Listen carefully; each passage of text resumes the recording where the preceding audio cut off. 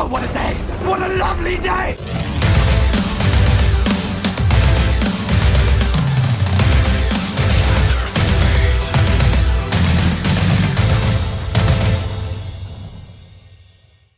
Welcome to Flat Earth Debate, Uncut and After Show. I'm your host Nathan Oakley, and if you are new to this channel, or you've not done so already, then be sure to subscribe and hit the bell notification icon to keep up to date with the Flat Earth Debate. If you'd like to support this channel, there is a super chat that runs alongside each of these shows while they premiere. There's also a PayPal, Patreon and crypto link in the info box below the video. If you'd like to join the community debate, then go to nathanoakley.com and check out the Flat Earth Debate Forum. Now, we are currently in the interim stages between two debates, so I'm going to pass across to the live panel and you can enjoy the dulcet tones of whoever is in there while I set up for the next live show. Feels so orchestrated when you do this, Nathan. I usually have the Hangout on mute while I do the premiering show intro, so you don't normally hear it. I feel like I'm a sheep in a pen. Oh, right. I'm sorry about that. I'll make sure you're on mute in the Hangout next time. I normally just unmute it in someone's mid-sentence. That makes you the shepherd, though. I'm that humbled. makes you dinner. Yeah. I'm not a sheep.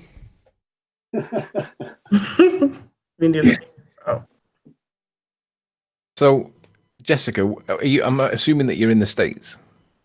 Yes. I'm not good with dialect. Whereabouts in the States are you? Oh, in Georgia. You're Atlanta, Georgia. Yes. Hey. So, Oh, yeah. You too, Chocolate? Yep. Oh, awesome. Yeah. so are you out the closet in terms of flat Earth, or is it just to your friend? One thing that's really great about it is that my whole family is on my I don't like to say on my side because it sounds like all something, but like they all like when I talked to them about it, they listened and they were understanding and they were like, and it actually did make sense to them. So they're like, okay, it's not like a oh my god, like I'm not what is it called, like outside of my fat, I can't find the word right now. My brain's not working, but you know what I mean. Like they haven't been super judgmental or cut me off. They've been, listening to me and agreeing with me on a lot of the points that I make. So, yeah.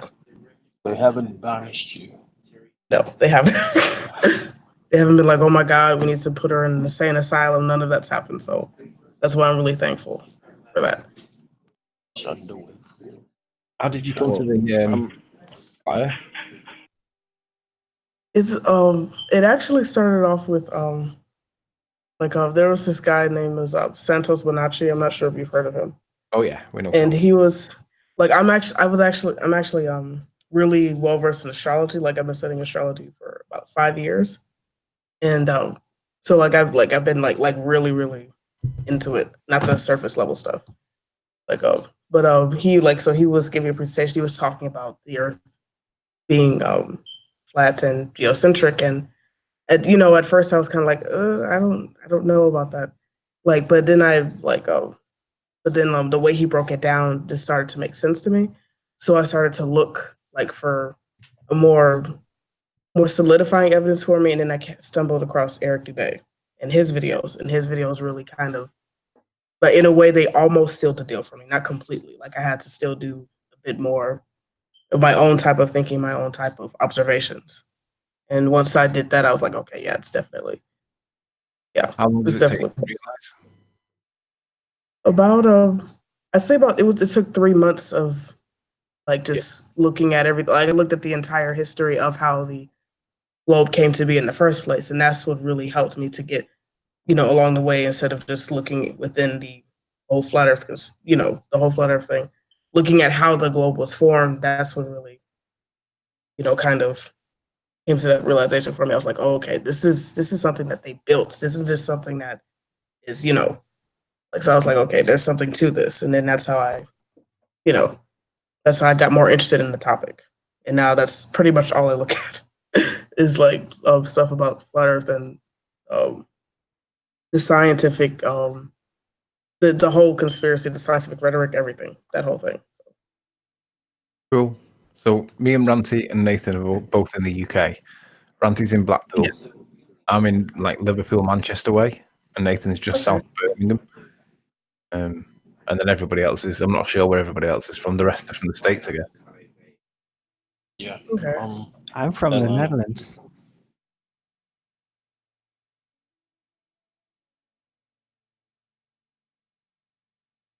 Oh, what a day! What a lovely day!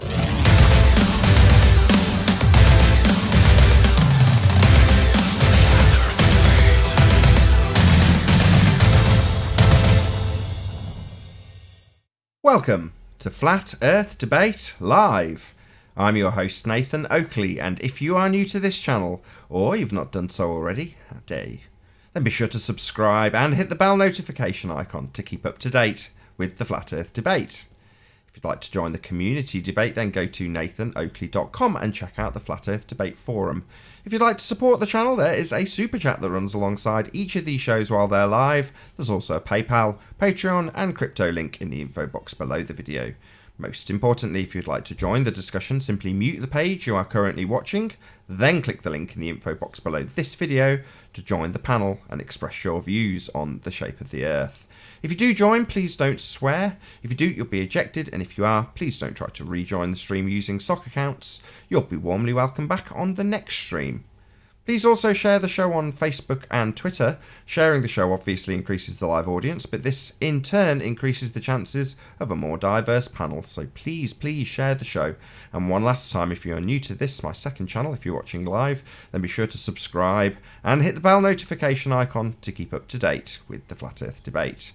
Now, we are joined by Sleeping Warrior, Rebel Rob, Ranty Flat Earth, Paul, Mac, Jessica, Chocolate Sane, Arwin and 10th Man. Very good to have you all. Hello. Good morning. Hello. Hello. Thanks for having me, Nathan. I beat Armin. I beat Yeah, him. we were same. I was first, mate. Literally. I No, beat milliseconds. no. Oh, admit it, you came a very good second, very honourable second. Good stuff. Housekeeping. Yes. Go on, let's go. Housekeeping. Well, see, the last couple of days we've got about 2 questions in, and then 45 minutes later when my blood's boiling and I'm swearing and breaking all the rules myself. So it's been a funny couple of days. Any signs of Earth curvature? No. No, sadly. Nothing. Arwin has a claim for Earth curvature. What? I was like, what? I do? I do? No, just obstruction and concealment and all kinds of optics goodies. Mhm. Yeah, any obstruction's curve, isn't it? All obstruction Or has to be concealment. curve. Anything that happens in the was, distance, if it's plugged through that calculator, the output's going to be Earth curve. That's your answer always. So just take the piss out of these guys. When you ask them what's causing this, preface it and say, this will be caused by Earth curve, right? That'll be the only assertion you give me, because I guarantee it will be. There is no other assertion they can make, because it's the only output of their begging the question. Proof of nothing. Perspective hijacking curve calculator. What do you say? That's Earth curve causing that? Of course it is. Silly me.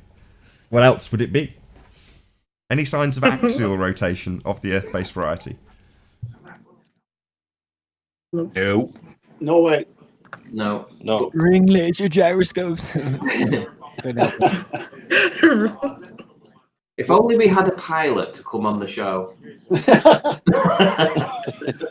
Yo, that would be The irony much. that was the point I said on the last show is it's nice to see that the ballers finally acknowledged that the ring laser gyro that Bob did not use, which was a fiber optics gyro that Bob did not use, is no longer actually a claim from the ballers anymore because Bob did not do anything and he certainly That's what didn't they keep prove anything. And then we they have a keep pilot saying. that joins in and tells everybody that ring laser gyro is proving the Earth's turning. Wow. But I wanted to ask him, why is it that Wolfie 6020 didn't tell us that ring laser gyro point like 3 years ago when he first came on the scene if it was that obvious? Look, the Globers always hide evidence. They're more aware than we are of the deception.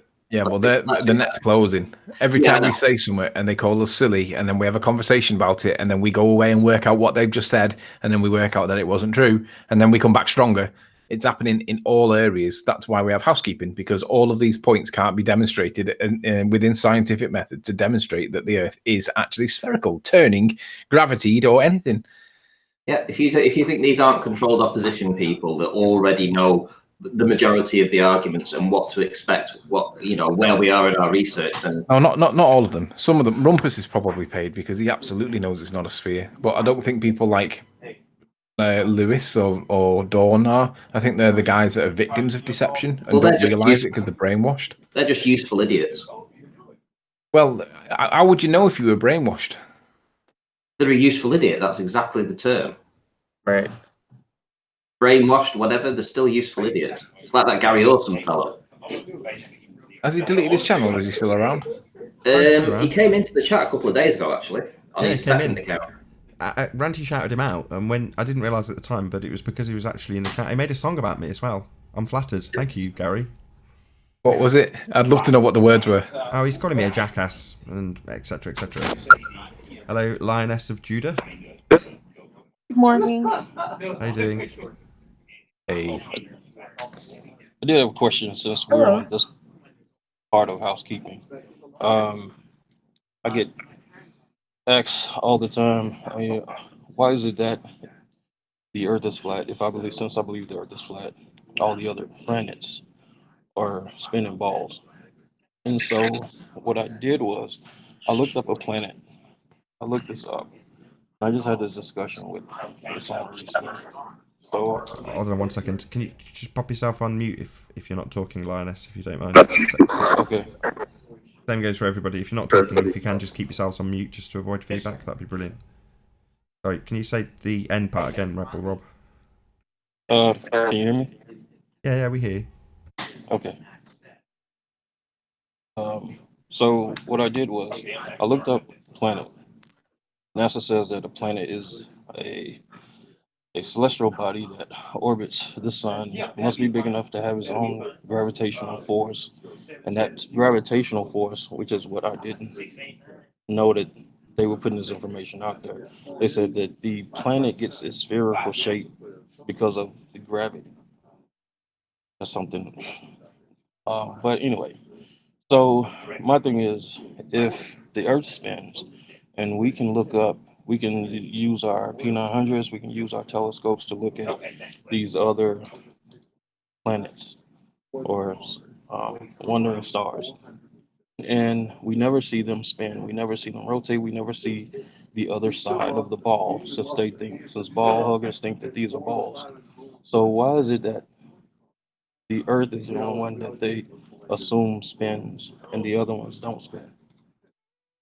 If they're the last couple of words, shouldn't they assume spin? that they what, and the other ones don't what? Rotate. Spin. Oh, right, okay. Why do they assume Earth spins and the other planets don't? Yeah. Why is it that they assume that the Earth is the only spinning ball?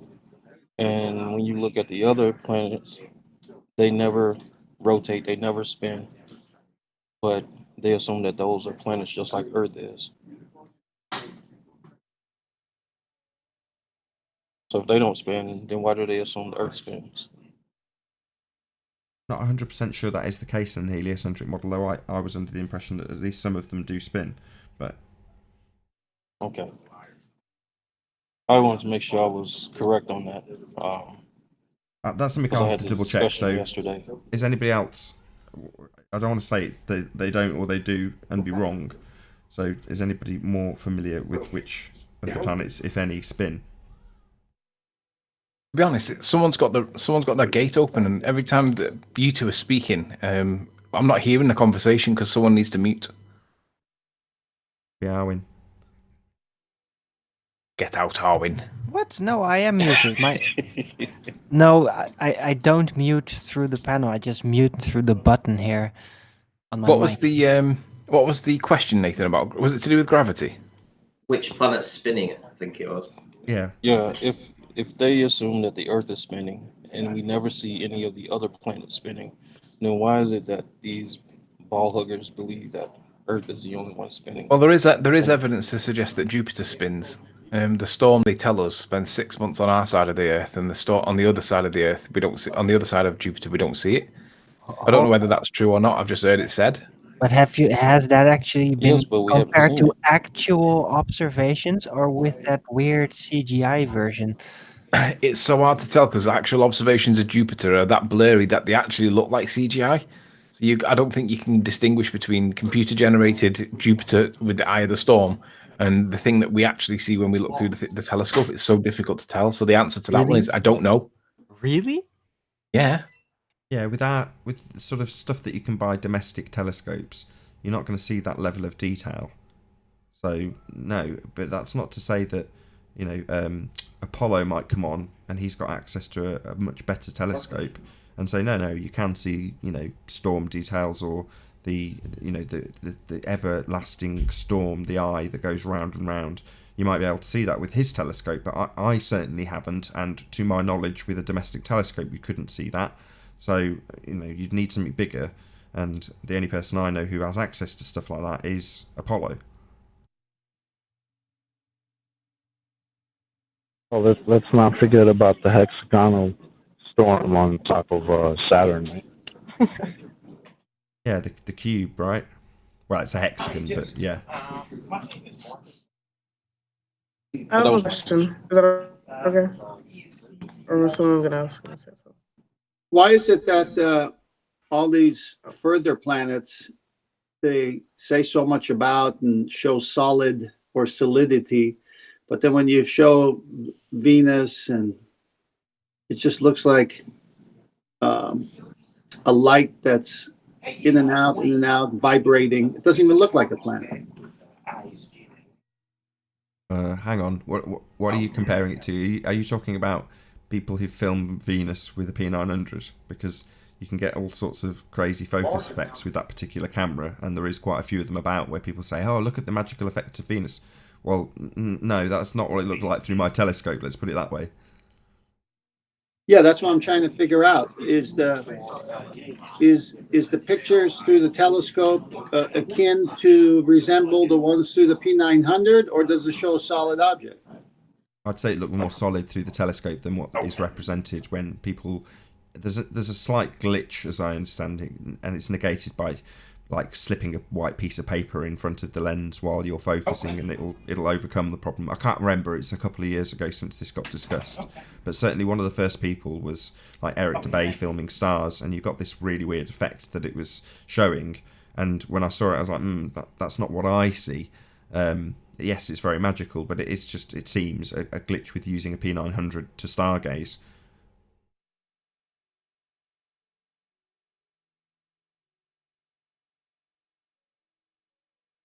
Yeah, when I tried to take pictures of Venuses or stars in my P900, I don't think it did very well, and I didn't know how to overcome all that.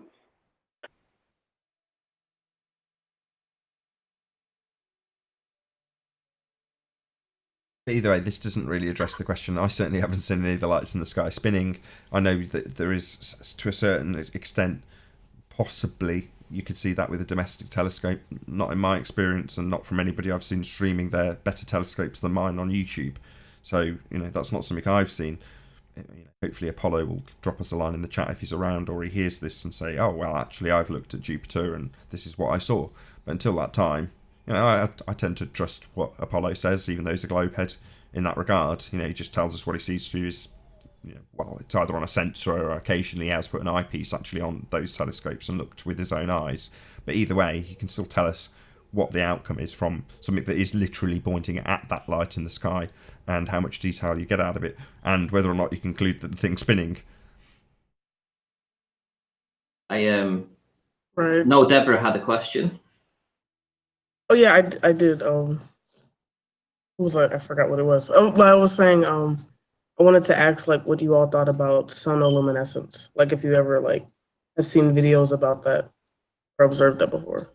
Because a lot of flat earthers are people suspect that that's what's happening with the stars and the planets, that it's a sonoluminescent effect or whatever. So I wondered what your opinion about that was. Fine. Is everybody on the panel familiar with the demonstrations of a star in a jar or the effects of solar luminescence? Are you all aware of it or not? Yeah, but I don't reckon the audience is, Nathan. Okay, if you put a particular frequency through a glass jar, you can get what looks like a very high intensity light forming in the middle of the jar of liquid, and it looks, without putting too fine a point on it, like a star, hence the term star in a jar. And yeah, this effect in its actual term for this effect is solar luminescence. Have I got that correct? Yes, I think I have. Anyway, that's the effect if you want to Google search it or search it on YouTube. I think if you type in either solar luminescence or star in a jar, you'll get to a video giving you a demonstration of this. Right. Scrawny to, there you go. Sorry, Scrawny to Brawny, if you want to find one quicker. So Scrawny to Brawny has definitely done a video on this. As far as I remember it, it forms a little vacuum bubble, so they say, and within it, that light appears. Correct? Yeah, and the light Very looks like a star. mysterious. It's very cool, and yeah, obviously there's various Christian outlooks on the flat Earth, which would say that there are waters above us. So having a solar luminescent effect, looking like stars created in water, lends to that argument in some way. So anybody else, now that it's all been prefaced, and hopefully everyone's clear what we're talking about.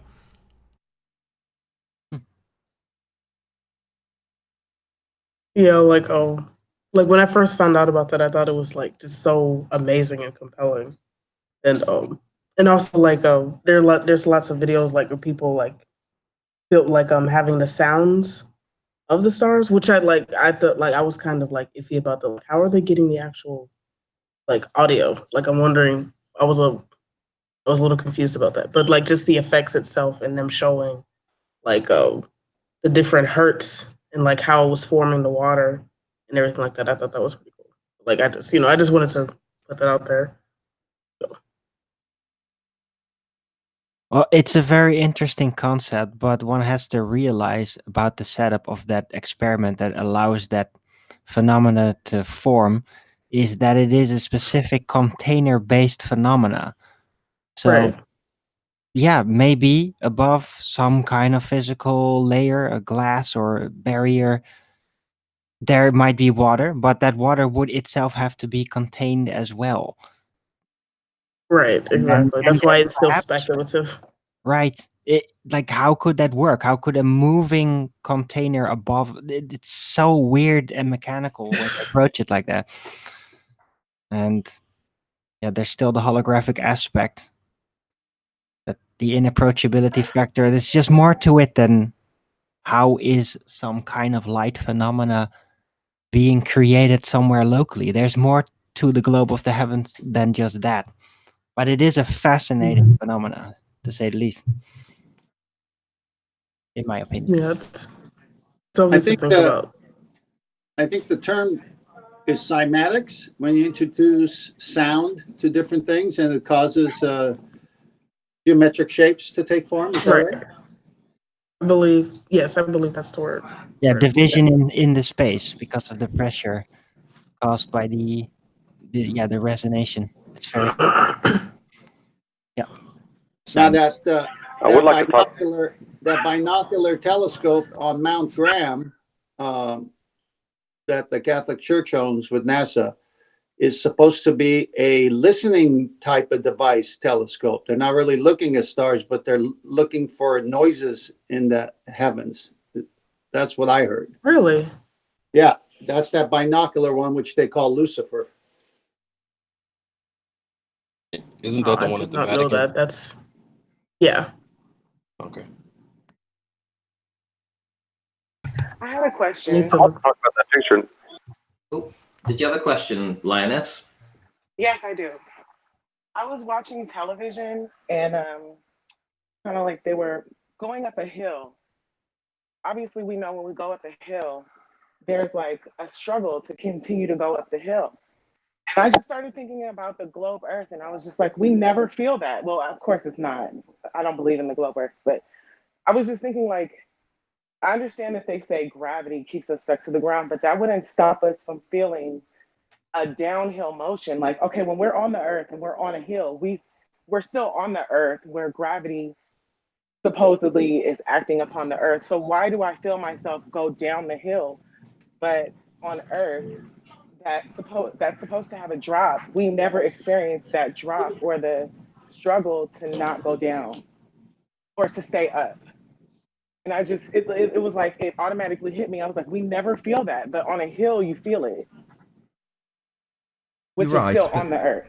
presumably, you know, one of their ultimate get out of jail free cards is the assertion of gravity. So their assertion, their reply would be to say that as you move, as you traverse the sphere, you're always at the top of the sphere, feeling an equal amount of gravity. That would be their get out. Our answer to that would be, yeah, but our reply to that would be, well, what's gravity? Exactly.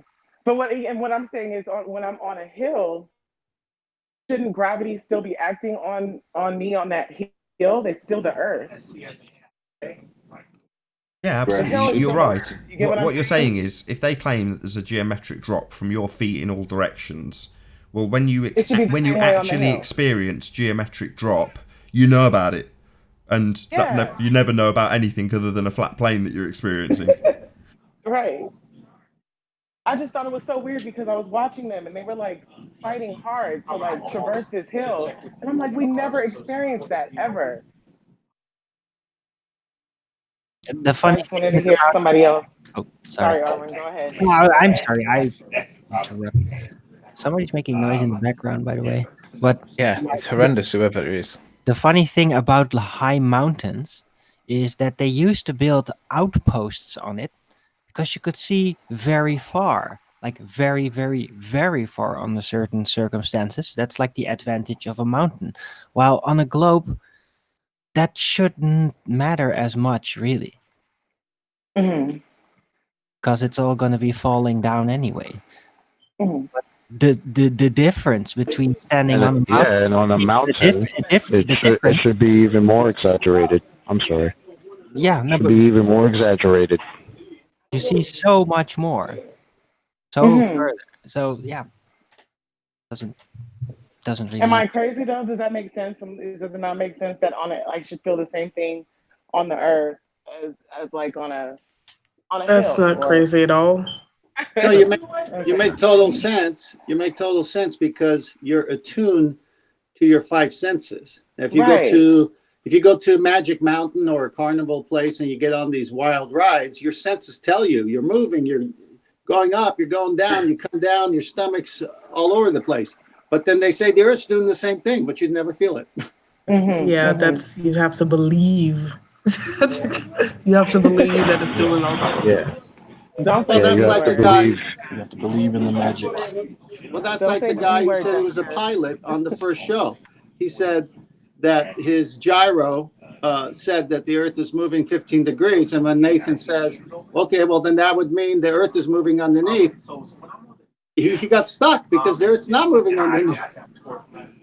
Well, in the chat, I asked Rumpus what is the observed phenomenon in the gyro experiment, and he said the angle of the gyroscope was the observed phenomenon. Well, okay, so it happened within the gyroscope, but the Earth is not Exactly. moving, or else planes would go faster to a different direction than the other one because the Earth would be coming at them. Well, it didn't even make any sense to me how the angle of a man-made device is an observed phenomenon. The angle of the device is an observed phenomenon. When that device Because it's not. the device could have an error. Like you can have a like I use this example. Like you can walk in a room that's extremely freezing cold, but then you look at the thermometer is saying that the room is 70. 84 degrees. Mm-hmm. Like, yeah, 70 or 84 degrees. And you're like, wait a minute, but I'm freezing cold. So are you going to believe the thermometer? Or are you going to believe that the are you going to believe like what you're feeling? So it's like, it doesn't make sense. You can't, like, that's why I don't understand why they use that argument. It doesn't make any sense at all. So it's ridiculous. Gravity. Strong enough to pull down trillions of tons of water, but can't pull down a bubble. Can I make a segue, guys? Yeah. Oh, I want to give a big shout out, Nathan. Would you screen share for me, please? Yeah, sure. I want to give a big shout out for a guy called Dave Murphy. He's in England, and basically on the back of Jeranism's most recent video on the ISS a couple of days ago. If you haven't seen it, go to his channel, check it out. Jeran accepts that there's something flying up there and doesn't accept that there's humans in it, and we all agree. I think everybody accepts that there is something up there, spy plane or blimp or whatever, but basically there is something up there. But what Dave Murphy's done is he's gone and he's got a jumbo jet with a solar filter on it, and he's got the transit of the sun through a solar filter. And his point in this video, if I can make this a bit bigger, is that can you still see that? Yeah, it's good. Yeah, His point in this is that the plane appears to be about the same size as the ISS in Jaren's video. Now, I got a load of stick when I said that angular size is a sum, angle size is a measurement, and I'm going to reassert it because it's true. The ballers attack me on it and laugh at me and call me silly names, but it doesn't change the fact that my point is actually true. If the plane that Dave Murphy took the picture of is represented by these arrows, and we know, according to science, that the ISS is like 4 times the height, that means the angular size of the ISS must be absolutely gargantuan to the jumbo that he's got on screen, because we know that you need to have an angle, you need to have a distance. Well, we know that the plane's traveling at around about 30, maybe 35,000 feet, and we're told that the International Space Station is like 120 plus thousand. Oh, hang on, no, isn't it 400 kilometers or something stupid like that? I can't remember the figure off the top of my head, but my point is that if the International Space Station is up at this height, relative to this height, this is not that far out of scale, really. This is kind of pretty good. The International Space Station must be the size of Australia for it to do what they say it's doing at the height they tell us it's at, because angular size requires the measured angle, but also the distance. Well, we know the plane, and we know the height, the size of the plane, and we're told that the size of the International Space Station is not that much bigger than it. But how much bigger than it will it need to be that extra distance that it needs to be to basically match what we see that Dave's got on screen, which is just a jumbo passing in front of the sun from an angle, from his elevation position or whatever. It's basically virtually the same size. So just drop the feet in. His point is that it has to be absolutely massive, and we're not told that it's massive. We're told that it's the size of a football pitch. Well, that would put it about here. But it's like, sorry, it clearly is just drop the numbers in. So the average aircraft's traveling about 50,000 feet, whereas it's 1.3. No, 30, about 30. Okay, 30,000 feet. I've got the data. 30, 35, yeah. Sorry, did I say 60? Yeah. No, it's It's about anywhere between 30 to 35. Yeah. Sure. So maximum would be about 60, was what I meant to say. But the ISS Concorde, is traveling. Concorde was 70. So no, maximum's not 60. Maximum's about 40. Who cares?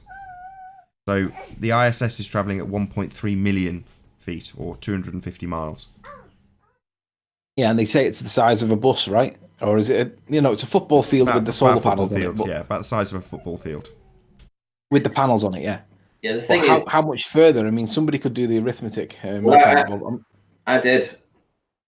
Go on then, Randy. Do you want to get your screen on and show us the difference? It was a long time ago when I actually did all this.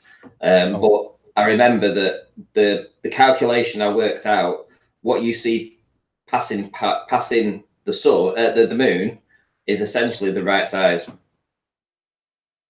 Well, it can't be, can it? Look at the jumbo jet. Yeah, well, I know what you're saying, but so that's a devastating point, Ranty. So what you're saying is, when you do the maths based on the distance increase and the size increase versus an aeroplane, you're saying it wasn't to an aeroplane; it was to the size of the moon.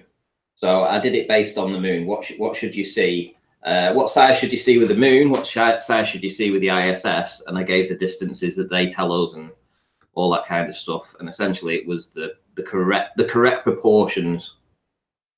Well, okay. I think that's not right. I'd like someone to verify that. No. I would trust that to be absolutely correct. That's the way round I would expect it to be. That scale should be spot on and perfect, and it is. Whereas this isn't what we're doing now. What Dave is doing is comparing to Jaren's ISS transit of the sun and saying, here, scale-wise, this is off. Yeah, completely different. Two different things. A jumbo jet versus what I did. I did something completely different. I'm just saying that the details they gave for the size of the ISS versus the size of the moon, and put all the distances in, when we see that traverse of the moon, it scales correctly. I haven't looked into this new one about a plane though, because it's very interesting. Because a plane. That's what I'm saying. Perhaps you could sort it, Ranty. Yeah, I'll look into it tonight. If you've done the maths before, it should be relatively straightforward to do the maths again, but just with the sun rather than the moon, and with a comparison this time. So you've got a transit of a plane to compare it with. Yeah. So we know they fly at about I mean, I've got the- 35,000 feet. So say 30, just in case he's not at cruise. And we know that the plane's about however many meters it is in length. That gives you an angular size. Well, we know the size they tell us because we can reference it to that. Then that gives us a frame of reference, right? So then we should be able to cross-reference it with what they tell us is its height, and therefore what its angular size would have to be if it was at the distance they say. And I bet you it's not comparable. I bet you I don't know how much of a difference, but it'll not be similar. If you give me 10 minutes, I'll work it out. Oh, okay. Yay. Hey, Anthony, have you seen the pictures from the actual ISS through that window of theirs looking down on Earth, and it shows the farm fields and everything else? And someone commented, how could this be 250 miles up when I'm in the plane and I see the same objects like the farm fields in the same way? Yeah, it's the same as when Tim Peaks was up there and he got his... Don't let that be a rhetorical question. I said, yeah, I answered it. I've seen it. But you haven't answered the question. The question is, why would the ISS cupola view give the same view as an aeroplane? It's because it's not 250 miles up. It's not up there at all. There's probably nothing up there other than a light. I was going to answer it by way of comparison. When Tim Peake got his Nikon out with his 200 or 4, it might have been a 400mm lens, he claims that he took a picture of the Giza plateau where the pyramids were on. And I know damn well I've got a Nikon with a 400mm camera lens, and I know that it's not going to allow you to zoom in as much as what it needs to represent the pyramids the size that Tim Peake claims that he got them at. It's consistent with a plane at low altitude, not the International Space Station somewhere in the depths of space, like 400 miles high or whatever it is. Complete and utter, it's out of scale completely. I'd reserve judgment with statements like that. Nah. I've got a Nikon with a 400mm lens, and that's what he said he had. And there's no way that you can get that pyramid as big as what he claims he got it at. Complete nonsense. What I'm saying is it supports the assertion that it looks the same way that it does when you look out the window of a plane from the did you call it the cupola? Cupola. Cupola. I've not heard that word before. Cupola is the thing that it's got the viewing window with the panels that they open and close. It's been covered quite extensively. Jaron once covered the internal pressure of the ISS, including the cupola, because there's never any doors closed. They're all at the same pressure. That's a different point. The safety issue, I mean. But yeah, there's these O-rings, and they've got these little twiddly thumb, whatever you'd call them, twiddlers, and they twiddle them, and these panels close in front of the cupola to close the windows, basically. Hey, Nathan, you're being porn bombed live right now. What? Yeah, keep your eye on Lioness. Not Lioness. Is it Lioness? Yeah, Lioness. Yeah, knock her out. Knock that one out that's got the ceiling. Yeah, we had a bit of boobage on show then, Nath. Yeah, they just showed their breasts. Really? Yep. It was conservatively done. It was delicate, but nonetheless, it's risky. Conservatively showing breast? She had a hand over. Oh, well, if you had a hand over, it's fine. No, it showed. Unless she can turn off her camera. Oh, she had a bit of cleavage on screen. Is that what you're saying? It's not going over on the live. I see Chocolate's fully distracted at the minute. No, seriously. Presumably there wasn't actually. Was Wait, there any? Welcome back, Chocolate. I need to establish. Sorry, while the giggling stops, was there just a bit of cleavage on screen? Is that all there was? Nobody's going to tell me whether or not I need to shut my stream down or not. Great. No, you don't need to shut the stream down. I'd be fine. Jolly good. It's fine. It wasn't like rude enough. Okay. I was going to say, just keep your eye on it because I was going to say I've got half an eye on the icons and I didn't see anything untoward. But there we go. Okay. Ooh. Okay, she dropped. That's interesting. Yeah, you may want to edit that part when you show it again. It's safe. It was just borderline. That's all. Oh, okay. I'm assuming that Chocolate probably didn't see it. Did anybody else see it? No, I've been working on angular sizes. Hey, Adam. Yeah, That green screen you've got set up there is really effective. It actually looks like you're behind boxes. Someone's got their watch page playing. Computer. Sorry, amateur. Okie dokie. Do you want to know these angular sizes? Yeah, just give us the conclusion. The conclusion is that a plane should look 10 times larger than the ISS. Yeah, that was my thought. Yeah, If the ISS 10 looks times like a smaller. plane when it transits the sun, it can't be the distance away they say it is, because we know apparently the size of it. So we're told. So it has to be a plane. I got, if you assume the plane's 250 foot at 35,000 feet, that gives you 0.4 of a degree angular size. 250 feet. I did it with the length of the wings, the wingspan for 80 feet. I did it for the length of the plane because that's what you was seeing, that image. Okay, I didn't see the image presented. Rather than the wingspan. And then conversely, then if the ISS is the same size, 400 kilometers up, quoted Riley, is 1.3 times 10 to the 6 feet. So the angular size at that height for a similar sized object would be 0.0109 degrees. So a magnitude of 40 times smaller, I make it.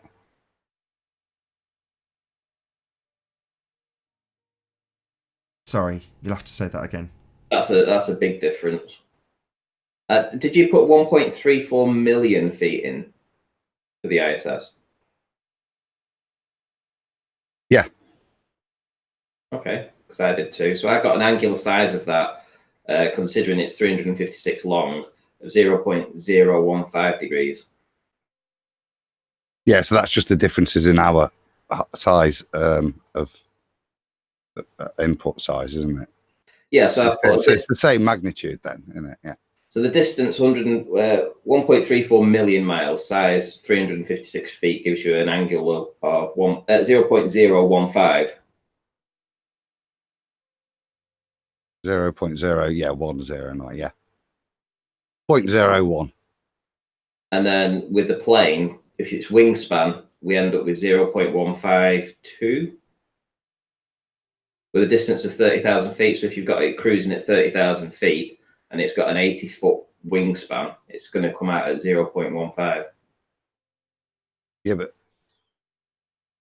you're not looking at its wingspan. Okay. You're looking at the length of the plane, aren't you, across? So I took that as 250 foot. Put that in. So yeah, 0.4. I'm getting lost in the mathematics here. I know you're doing them while we're talking, but I'm sure you gave a conclusion already, Adam, and it just didn't process in my brain. Yeah, basically, it's at that distance, the same object is, I mean, put simply, look, you're at 35,000 feet or at 1.3 million feet. So that if you've got the same size object, then the net effect from the maths angular size calculator is you've got a 40-fold different. It would be 40 times smaller. So it wouldn't be comparable to the images we've seen.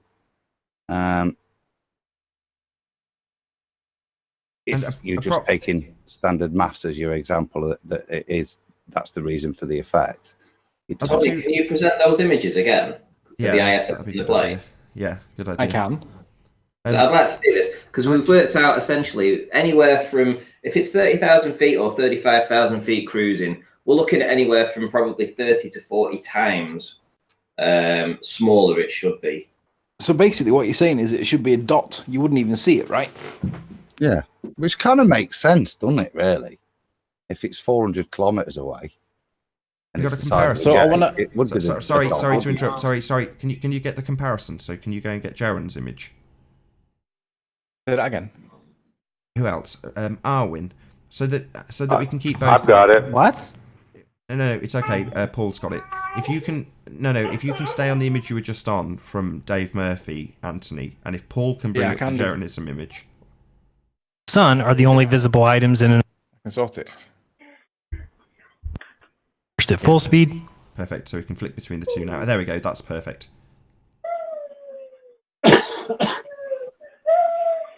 Wow, they're pretty close, aren't they? It'd have to be 400 times though.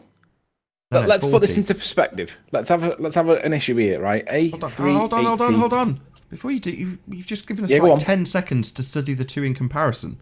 Can you put them side by side? So, how can we get the Dave Murphy picture to be bigger or the journalism smaller? How can we do that? Take a screenshot of each and just place I was them going side to by try. side. I was going to try to do a screenshot and Yeah. try to merge them into Paint or Just- something, just- but it's going to take me a few minutes. Paul, if you can Oh, leave, dude. if I'll you make can a put merge them in Jaren's, Paint. if you can put Jaren's on screen, this is how I want to do it originally, and leave it. I can then scale it differently. So if you put it, there we go. No, don't put it full screen. So if you have yours smaller, Oh, okay. they'll be roughly the same There you size. go. There we go. Shout out to Henrik7 for the super chat. Thank you very much indeed for your support. And then same with you. Can you make your window smaller, Anthony? Bear with me a second. I've pretty much done what you wanted. Oh, okay. Numbers. You can do a comparison. Yeah. Great. I get rid of that. Saves this faff. Nice screen share, but change the application to application window being Paint, which would be this one. Air. Now of this one, which you can see. Ah, brilliant. Now we're getting somewhere. About the same, isn't it? About a third of the height. It's about, yeah, I mean, it's definitely smaller, you're right, about a third, but we're saying it should be 40 times smaller. Yeah. And how do you, Ranty, how do you layer them so you can have one over the top of the other? How do you need to change the opacity of it. Yeah, how do you do that? Hard to do in Photoshop. So you put it in a different layer. So you would paste it into a different layer. So you'd get rid of that image, paste it into a different layer, and then you'd be able to change the opacity on it and then move it over. You have to do that. Well, basically, if it's a dot if it's 400 times smaller, let me go back and change the screen. This is what I'm going to say is the contextualization of what it should look like.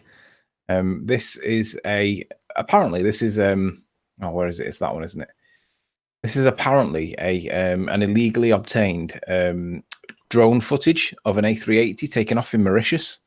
And basically, the point I'm making is, why did the pilot take off if there's a drone in the sky? And the answer obviously is he can't see it because it's too small. But obviously the plane in the background is massive. So what I'm going to do is I'm just going to play this as it takes off. So this A380 is taking off in the background. Obviously the massive. Now, if the pilot was able to see this drone taking off, he would never ever have took such a dangerous maneuver because it can be sucked into its intakes for its engines, right? But he still did it. So obviously the pilot could not see this drone, and I'm going to say it's because of angular resolution. It's too small. So when this plane goes past now, I mean, look how majestic it looks. It's fantastic. But my point remains that pilot took off while there's a drone in the sky, and he couldn't see it. So I'm going to say that when we have the plane in the background, let me flip back to that. When we have the plane and what they tell us is the ISS. So flick back to that. We should have what would be effectively a drone at the height of the plane taking. Basically, we would never ever see it because it would be too small to resolve angular size. So that's kind of my point. Good point.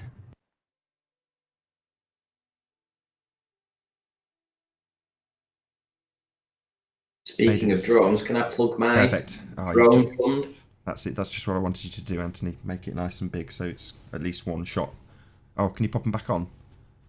Yeah. Oh, they were on. Don't worry about it. They were on for a few seconds. They're on now, aren't they? Oh. No, I said cancel for that turn. Oh, hang on. Right, okay. So I'll switch it back onto there. So basically, if it's true that there's like 300 or 400 times smaller because of angular size is a sum, it's not merely a measurement, boys and girls. Don't listen to the ballers telling lies. They're hiding the fact that we can replicate a plane passing in front of the sun with a solar filter on, and it looks pretty much the same size as the ISS. So which means that the ISS is obviously much smaller. It's probably at the height of a plane, maybe a bit lower, but they've got something flying up there. It's fast, but it's clearly not the distance they're telling us because we wouldn't see it. It's too small. Tony, if you just crop out that little ISS part, just go to it and just crop it out. While you're doing that, can you see what I'm posting? This is supposedly the comparison between the ISS and an airplane. Hold on, Paul, because otherwise Ranty's just giving instructions. I've heard what you've said. I will come to you next if you can keep it on screen. Then just grab a corner and just turn it around so that it's sort of... Yeah, no, you want it to turn, so you need it to turn. How do they rotate? It should rotate if you do it near the corner. No, it's not doing that. Right. If not, just paste it on there next to it, and The point is, it's supposed to be much, much smaller because angular size is a sum. It's not just a measurement. And this is why the line, this is proof that the International Space Station is not the distance they say. It's not the size they say. It's more consistent with it being a plane. And angular size is a sum, guys. So disprove this. How is it possible that this is comparable in size? Maybe a little bit smaller, but probably due to the angle we're observing it at. But nonetheless, the point is that angular size means that the International Space Station should be so small we couldn't see it. Hey, Anthony, I'm on the NASA.gov site here, and it says a few sizes. Let me read it. Pressurized module length, 240 feet equals 73 meters. The thrust length, 357.5 feet or 109 meters. The solar array length is 239.4 feet, 73 meters. Yeah, So it's not actually as big as a football field, then, is it? It's half the size of a football field. Well, an American football field is 300 feet. So, yeah, it's just slightly, well, it depends how you measure. The thrust length is 357.5, so that would exceed it by 57.5 feet.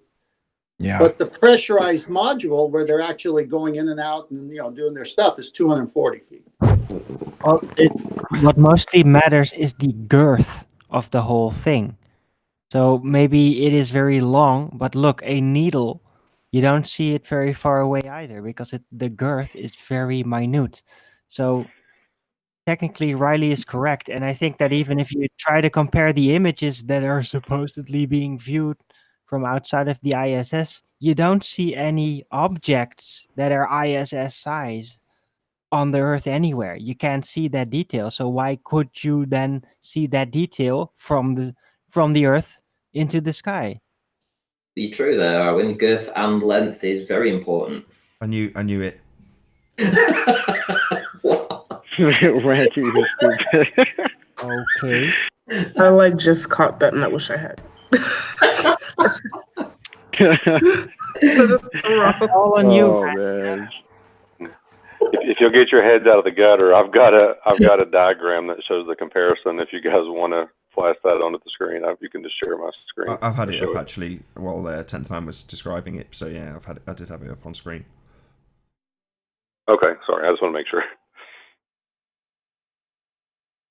I've been actually wanting to find some kind of image to do that because I've had that thought every time I think about the ISS. Then when Anthony was showing that picture, I'm like, that's what I've been looking for. So cool, very cool. So the question is, how are people on the ball their side going to get around this? Because angular size is an issue, and you guys have not got evidence consistent with your model or your claim for where you tell us that the International Space Station is and the size you tell us it is. Because maths is reality, guys. We still haven't managed to get through the housekeeping. Of course not. Where are we up to? We're up to any scientific evidence of gravity. Is that all? Yeah. Right, okay, carry on. Next one. Well, is there any scientific evidence of gravity? We're still doing housekeeping. Not at all. Presupposition, though. Because you can definitely vary and manipulate if you presuppose it. So there is scientific evidence of the presupposition of gravity. They can't even come to a consistent definition for what gravity is, let alone prove it. How they define it? No. You try getting a definition by science for what gravity is, and it's really inconsistent. And it shouldn't be if it's a law. If it's a law, there shouldn't be. Yeah, the law of gravitation, right? That's not no. It's the only force about it is they want to force feed it to us. Exactly. Yeah, and they use people like the Rumpus to do it. About the distance to the sun. Any evidence of that? Go on, Arwen. But there is no measured distance to the sun. Confirmed. It's in the sky. I do one thing because I've been listening for a while. Arwen was speculating before about it being something that's not a physical object, and I actually do see the validity in that statement. Because all of the luminaries, including the sun, like has a certain type of, it has certain characteristics that don't seem physical to me. Like they seem physical sometimes, and then other times it's like they're not. It's like it's weird, like the way the sun behaves a lot of times. Like there was this video I saw before of the sun beneath the clouds, and while someone was in an airplane, and I was like, I need to look more into that, but like when I saw that, I was very confused. I was like, wait a minute, is this like a trick? Is this like Yeah, like it's always. exactly like a trick, isn't it? It's like, what? How can It's this like the be? sun is It's fucking there. with us. Arwin, question for you. If there was a bit of postulation earlier with regards to sonoluminescence, if that was what the stars or the sun was, would that, and was held in a firmament, would that be a measurable distance to you then? Would that be an object, even if it's a... Well, you're comparing that phenomena to it. Well, that phenomena has definitely confirmed location and approachability and all that. So there's the problem. Hold on. How do you know that's Don't- true? How do you know that's true? So we've seen it in a jar. How do you know that if it was in, let's just say it was in a swimming pool, so we can qualify it. How do you know that if you, for the sake of argument, approached it, it wouldn't move? How do you know that? Well, you could actually do it. You could, but no one has. So your assumption, based on the fact that this thing's being generated by moving waves, sound waves, through the medium of water. Okay. Well, I don't know. Somebody would have to actually try that out and then see, is the light no longer visible at certain distances from it? Maybe that is a factor. I haven't even conceived of that. I'm being harsh on you, but you know, No, Adam, what? you've got a Not good harsh. point. It's a You've good got a good point, Adam. You know, I'm But being critical that of would, the answer. in that case, then, if you couldn't interact with it without disrupting it, per se, or breaking the field pattern, would that then make it just still physical and but not tangible? I see what you're saying. I like the tangibility of it. I think that's like the whole argument. Like I think that it does make it not necessarily unphysical, but it's not not tangible either. Like, but we won't really know until we actually measure that distance and go to that's the problem, really. That's the issue. But it's not physical. Even would you? Well, I'll ask you the question, Adam. The No, star in a it's not. jar, is that physical? No, that was the secondary point. It has a location, but in of itself, it has no physicality. It's just an energy emission from nothing of the waves. So it again doesn't have physicality.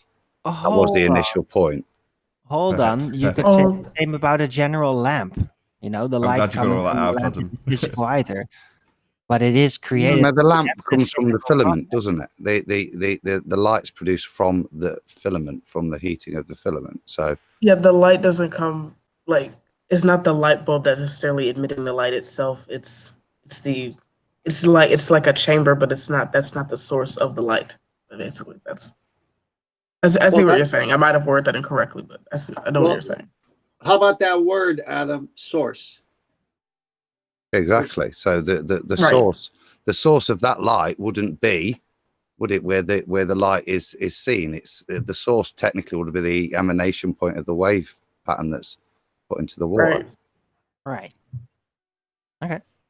Well, I've proposed that there is just high atmospheric electricity going on up there. And I've conceptualized before that tension up there might also be the source of the globe of the heavens. That it somehow creates a critical mass in order for that seemingly miraculous thing that we see constantly to happen, to manifest. It feels a little bit far-fetched, but I don't know how else it could be caused. Well, we know that the source has a circuit, comes from the east, goes to the west, right, Nathan? Yeah, Well, the pattern. I'd say there's fairly strong evidence to suggest that.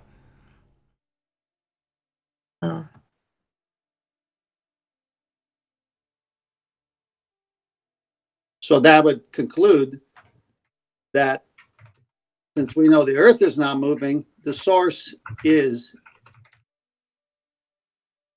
Yeah, but there's many other things also that could be the generation of that field. You know, a magnetic wave could potentially do that, couldn't it? So Sure, I mean, not discounting any of that. I'm just they're- saying when it's night, it's not over me, but when it's day, it's over me. And we're trying to figure out if it's tangible, if it's physical, but we just do know it derives itself from a source that has a circuit. That's all I know about it. But isn't it a contradiction in terms to say it's both physical and intangible? I agree. I think intangible in the sense that we can't reach it. I think that that's more so the term. Not that it's not physical. Like it could be physical, but we just can't reach it. So I think but you intangible can in that reach, sense. but you That- can't That's reach. kind of thing. how I see it too. Yeah. No, but inapproachability and intangible are different elements. Look, when something is Okay. holographic, it's only in a parent location and you can't approach it. It moves with you, like rainbows, that kind of issue. That's very different than this specific location-bound process. Okay. I see. Even though it's not a physical, material-based thing, it is definitely, it comes out of the physical and it has a specific location. It's a real thing. It's not just Right. apparent. Like Arwin. Arwin knows that I'm physical. I'm alive. He knows it. But because I'm significantly better, he can't touch me. Oh my Can't God. touch me. No, Riley, you're an aberration. An aberration. You're a hologram. Riley's gravity. Yeah. Oh my He's God. just a natural side effect of the flat Earth debates, and we all believe he exists because he just has it. As the rumpusing starts, I will say a huge, massive, enormous thank you to all of you joining us live. Unfortunately, this is where we bid you farewell, but if you are watching this on Nathan Oakley 1980, then stay tuned, as there will be an after show to follow. However, if you wanted to watch this live, you need to click the info box and go to the link to my second channel where this was broadcast live before the after show, which is going to be unique and new, so stay tuned if you are watching on Nathan Oakley 1980.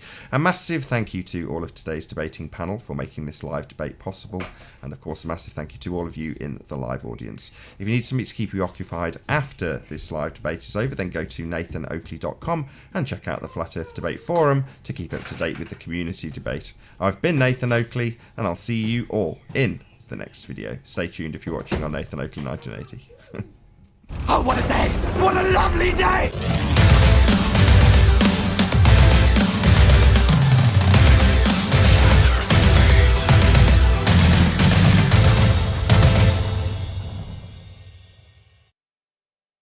I don't know. I'm just saying this off the cuff. So, but as a, how can I say it? As an example, but not to the exact nature of the sun. You can't see air. You can feel it.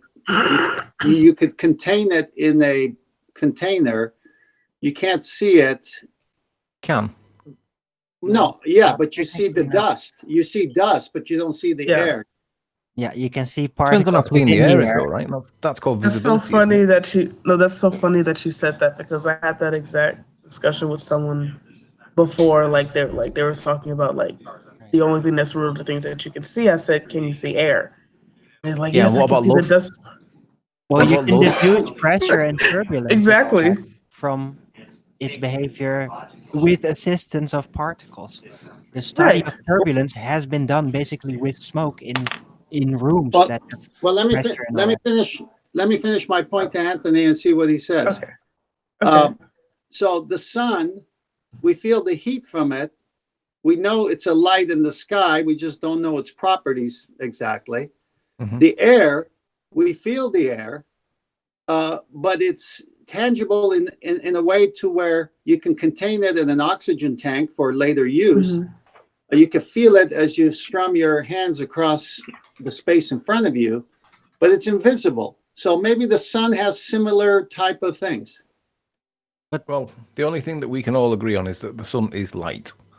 Yes. Bit that we can't, and we can agree that we can't get to it, right? I think everyone can agree that we can't get to the sun. Only hypothetically in magic space that we can actually get to it. Well, we can theoretically get to it, but actually we can't get to the sun. But Correct. all we can Can't get really to agree it. on Is is that it it's if- intangible. If I leave it's my body, light. maybe. Right. You can definitely imagine approaching the sun, probably, like everyone that Yeah, is theoretically, right? eccentric.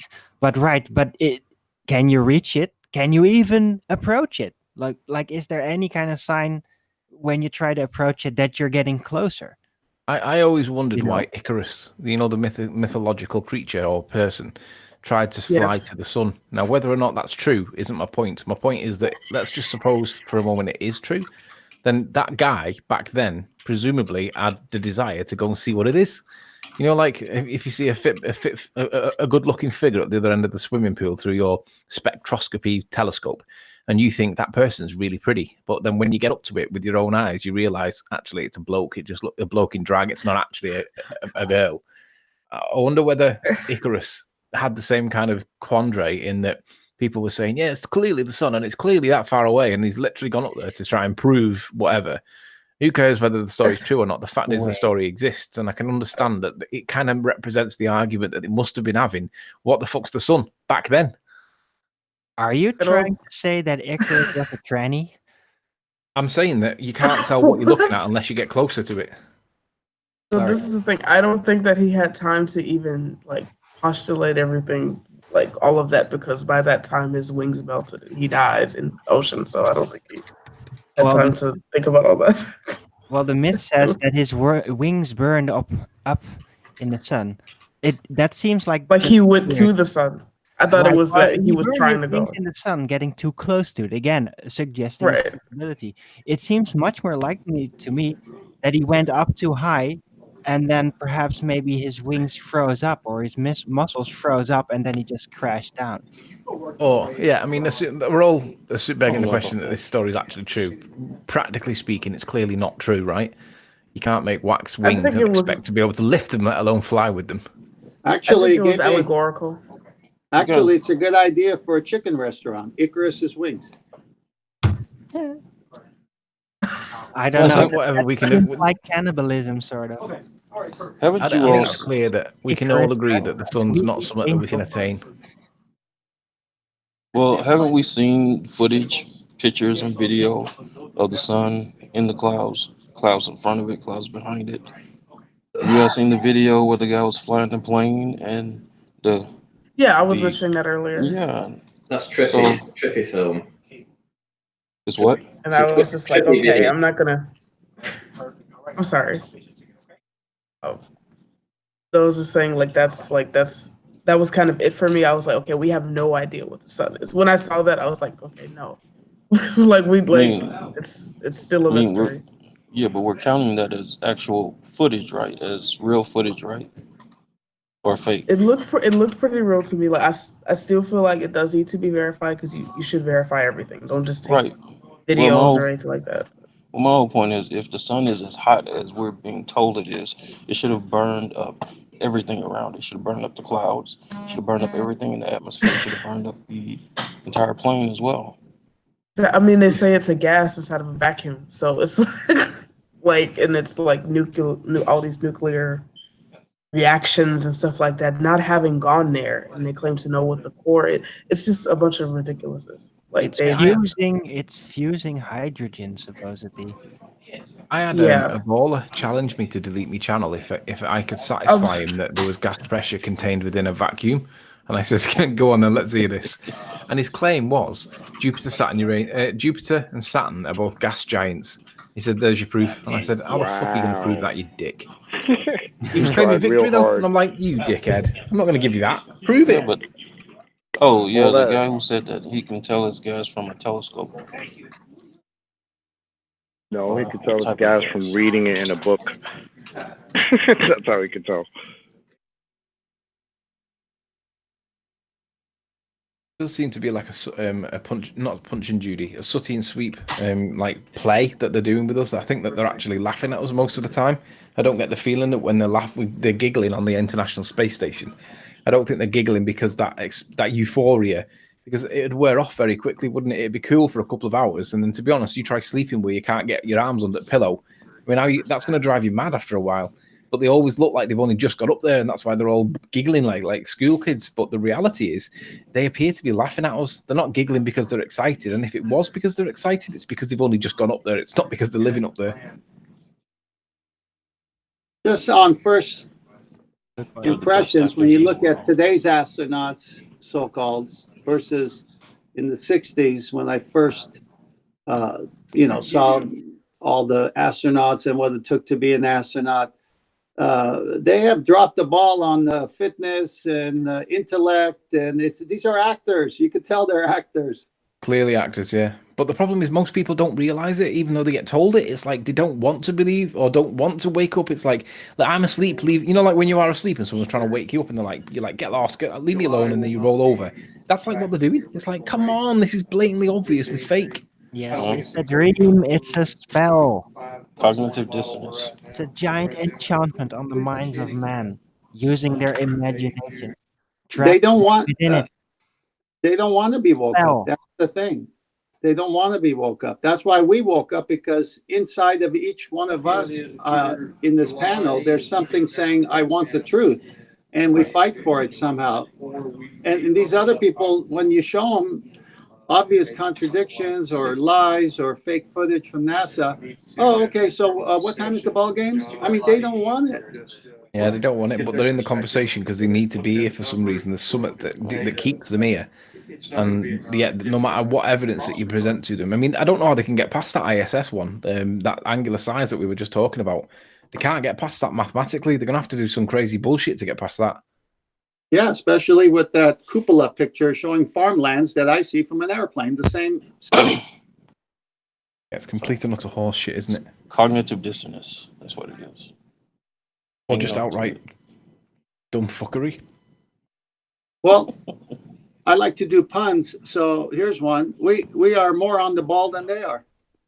Yeah, on the ball, yeah. Yeah. I like that. Any way to determine whether or not the flight paths of planes go anywhere near the flight path of the ISS? Well, it's in the third dimension, isn't it? You wouldn't be able to tell. Okay, yeah. We'll take that into consideration. It was just what I said before, that the size of the... Who was that in the background saying we can take that into consideration? Because whoever it was, we could hear it. Rob, I think you got some type of background feeding coming in. Rebel Rob. Rob, are you the Rob that's in chat that's a baller? No, I'm not. No, Who are you not a listening to? baller. Someone feeding you in the background, Rob? No, I'm not a baller. Oh. In joke, he didn't get But it. I am in a room with other people though, so you probably heard them talking. Ah. Shout out to Geo Whisper. Yeah, shout out Retracted. Shout out to Soundly, audio guy. Shout out Retracted. Absolutely. Shout out to my GoFundMe for a drone. Shout out Retracted. No. Didn't get a chance to promote it today. Buggers. How much is it, Ranty, in total? I've got it up at 1,349. And so far we've raised 260. I think this is day 2. That's pretty cool. You're going to have to make it public property, Ranty. I'm not sure you'll get that much money off for a bloke that's going to get a drone and then not let anybody else play with it. By the way, I need to borrow your 1,000 at some point. How can you say that and you just asked to borrow my P1000? I mean, it's like you're two heads on the one snake. It's called a kick in the dick and then a stone cold stunner.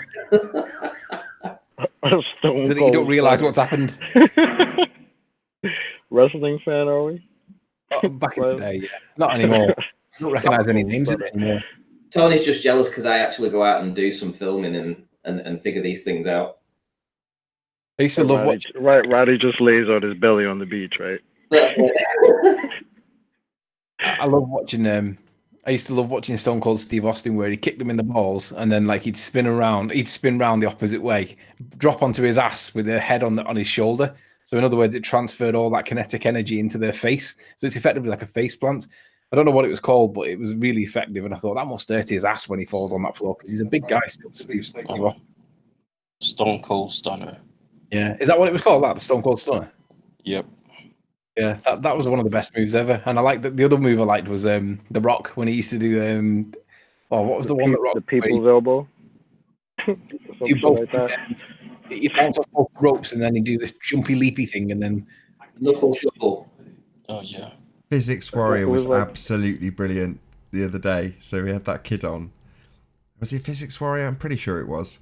and we're talking about the backdrops used in the moon landings, and then physics takes up the reins and basically says, do you watch wrestling? And he's like, yeah. He says, when did you figure out that was fake? He's like, my parents told me a while back. And he's like, well, how did that make you feel? He's like, a bit sad. And he's like, oh my God, you're leading this kid so beautifully. It's just epic. About wrestling. What a great comparison. But the thing is, though, when you're about 14, 15, 16, you actually have that disagreement with your mates where you actually say, wrestling's not fake. How could you fake that? And then you'll have the back and forth for a couple of months before you realise, yeah, it has to be fake. I mean, it isn't, right? Yeah, it's choreographed.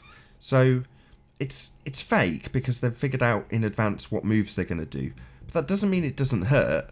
It doesn't mean that you haven't got to be physically very fit to do that shit. I mean, they're spinning around in the air and stuff, I have a right? friend. I have a friend who does semi-professional wrestling, and he was one of those kids, like, we used to argue with him all the time. He used to say, oh, wrestling is real, you know, blah, blah, blah. And we used to tell him it's fake.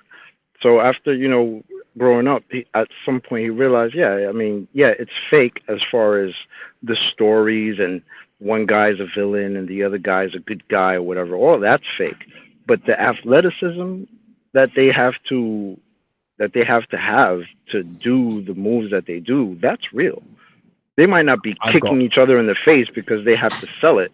But, I mean, if you're spinning somebody around, I mean, you have to know how to do that stuff. You can't just go in there and fake it and just say, you know, whatever. But, yeah. I've got the best wrestling. I've got the best wrestling story ever.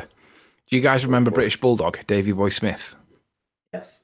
No. He grew up in a town called Golborne, which is right near where I am. And his name's obviously Dave Smith. And when he was making it in wrestling, he got famous and he made the big time. He came home back to Wigan to see his gran, who lived on Victoria Road in Garswood.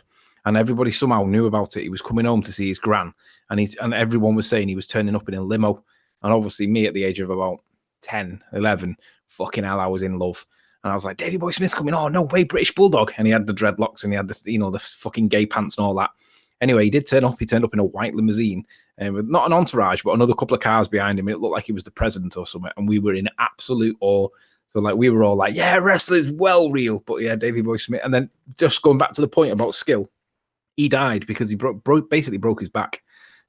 What they have in wrestling is when you get actually proper injured, they call it a bump. Now, it's a trivial word to describe, please don't sue us because you've been injured in work. So they call it a bump. But he got a bump because there was a trapdoor under one of the rings. So the ring was made of timber, so it would be flexible. But part of the ring had a trapdoor under it. So although it looked like it was the same as everything else, underneath it was a steel, like a door. And basically, he landed on that. And instead of it flexing for him to absorb the impact with his ass, it was rock hard. And he fractured his back, and it put him in a state where he ended up getting like pain relief for the rest of his life. And he ended up having a heart attack because he couldn't hack the pain. But yeah, Davey Boy Smith came back to Garswood when I was a kid. Victoria Road, fucking 1992. It was wicked.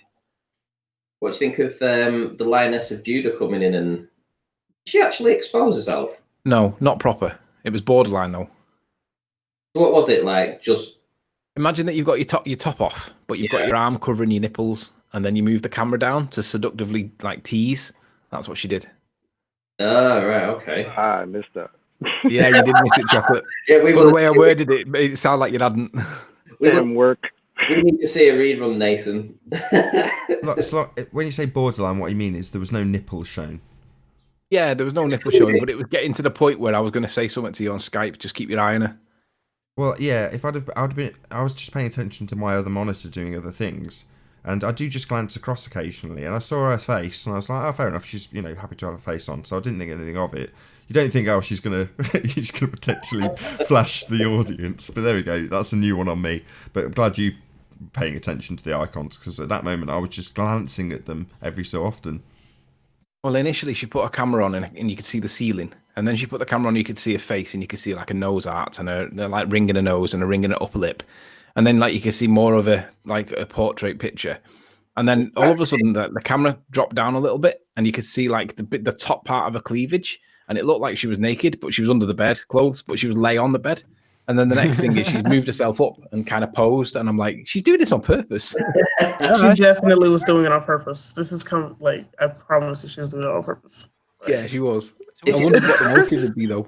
If you look at her channel, she's got quite a large channel actually, and she's got a lot of views on it. It makes me wonder if she goes onto these live streams to get a few people subscribing. What was her name? Lioness. Lioness of Judah. Check chocolate out. What was her name again?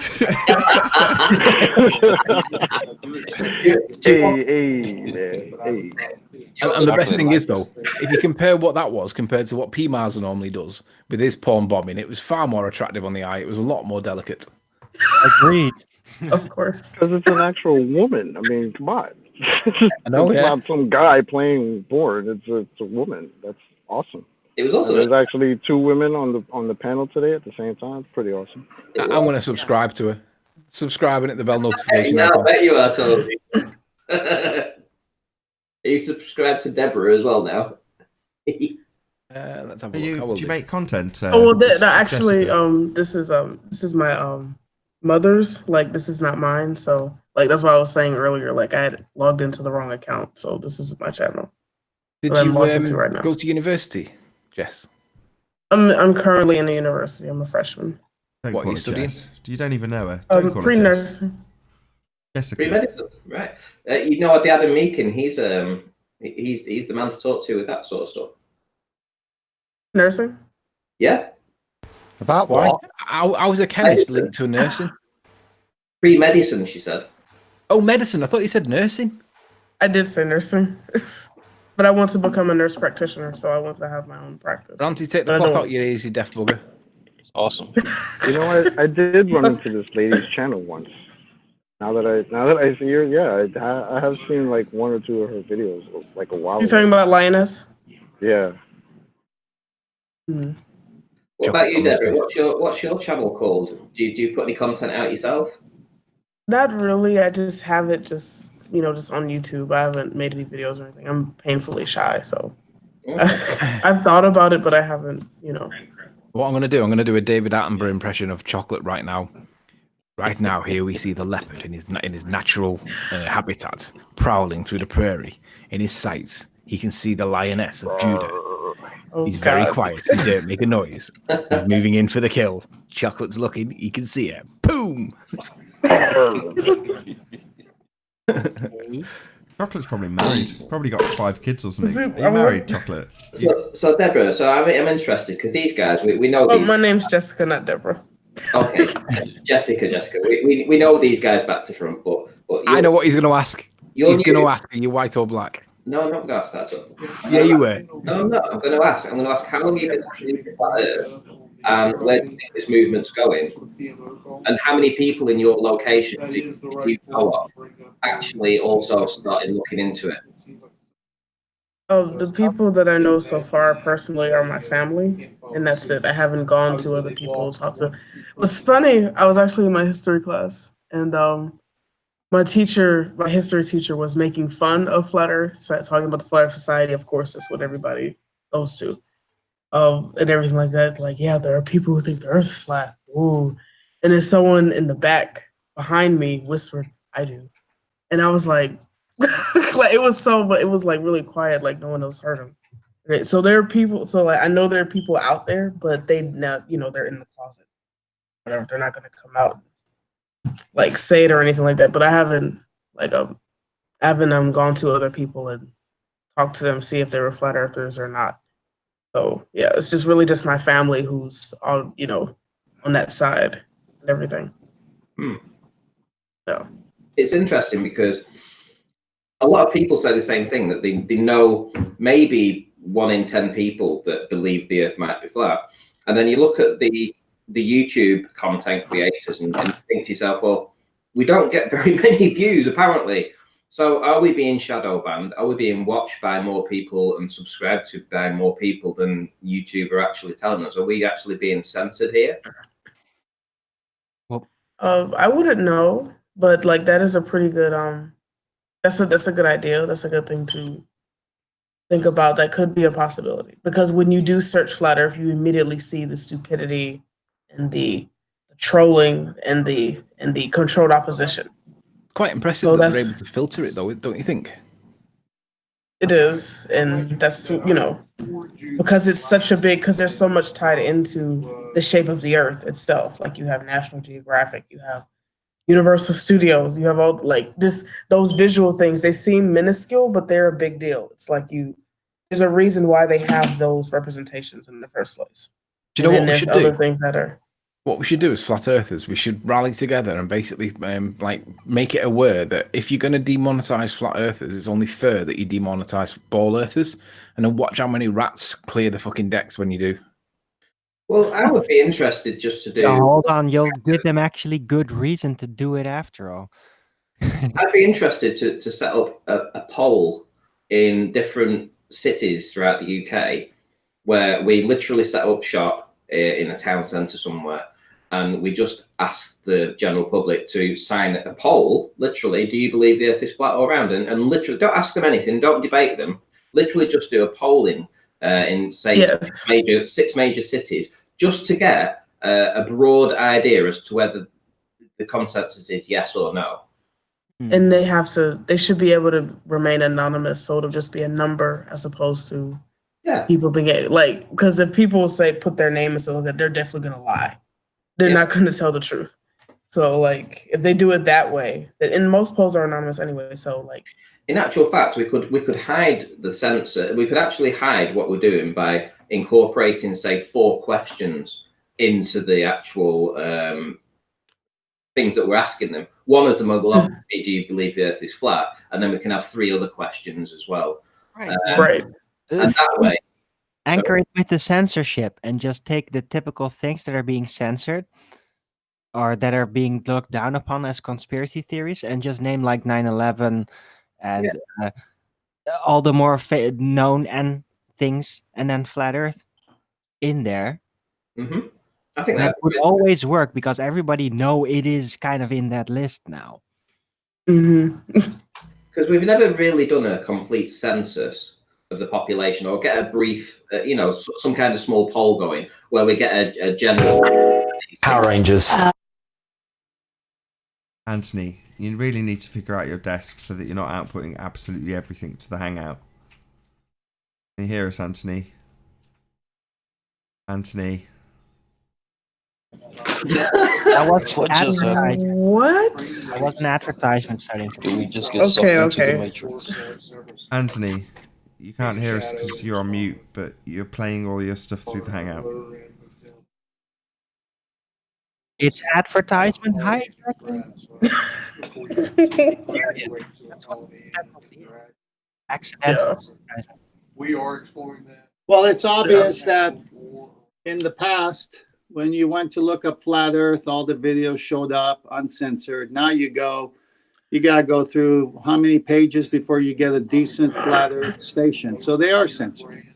Yes, because I remember when I was looking at stuff at the end of November of last year, and like before when I was searching stuff, it would just show up as that person, and it would just show all the content of that person. Like if I look up Eric Dubay, if I looked up Jaron, whatever. But now I look them up. Now I look flat Earth or anything, and it's literally all this, the Guardian, like, and this other, it's what is it, Flat Earth versus Round Earth from the National, it's all this stuff. Like it's literally like, so they're definitely like, they can't completely delete the videos. They can't do that. So they have to like make they have to monetize the recommendations and the search and everything. They have to do it. It's more strategic the way that they're doing it. So, well, what they're trying doing to reinforce the ridiculousness by giving it naturally something ridiculous, and exactly so what they're you don't doing. go look out for more. What they're doing is they are forgetting about us because they can't get us back. They're only trying to stop the numbers growing by putting false, crazy videos or controlled opposition up front, so that when someone new that we talk to goes there, they get confused.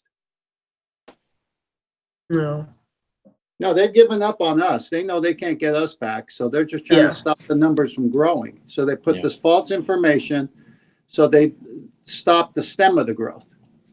that's why I'm so glad. Like even when I was looking at it before, they did show silly videos, and that's why I was still kind of on the fence. But I was like, there has to be something that's valid because people aren't this dumb. Like, I mean, okay, well, people are this. Like, there are people who can be dumb, but like, I know there are people out there who have actually thought about this in a critical way. Like, there's a reason why this idea exists of there being a flat Earth. So why are they showing all this the stupidity of it? So I was like, so that's like, that's why I started to find other stuff. But like, if you just keep on spamming the nonsense, eventually people are just going to get tired of looking, and then they're not going to want to have anything to do with it. So, yeah. So I'm glad that before, it got the monetizing started to happen with Flat Earth, that I got into it. Yeah, the way they have it set up now, you have to find the person specifically. If you don't Yes. know, then it's gonna make it harder for you to even find the truth. It's so weird. It'll have nothing to do. Yeah. Right. Like, it'll have nothing to do with that person. It'll just show the nonsense. And I'm like, the thing that I want to sort of discuss is, if you take as a whole all the videos that have been watched on, say, Jaren's,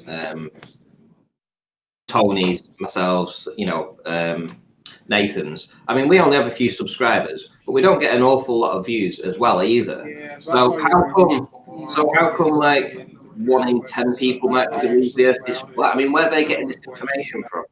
By watching our videos, and they're not getting the truth by watching YouTube videos. yeah. That's the whole thing. It's like, if you take as a whole the amount of videos that have been watched on flat Earth, for somebody to actually become a flat earther, it takes months probably to actually. Hold on a second, Ranty. Half of what you're saying is getting broken up. Rebel Rob, every time you open your mic, all we hear is your background noise. So you're cutting the mic to you, and that's all we hear every time you open your mic. So I'm fighting your mute button. And it's been going on the whole show.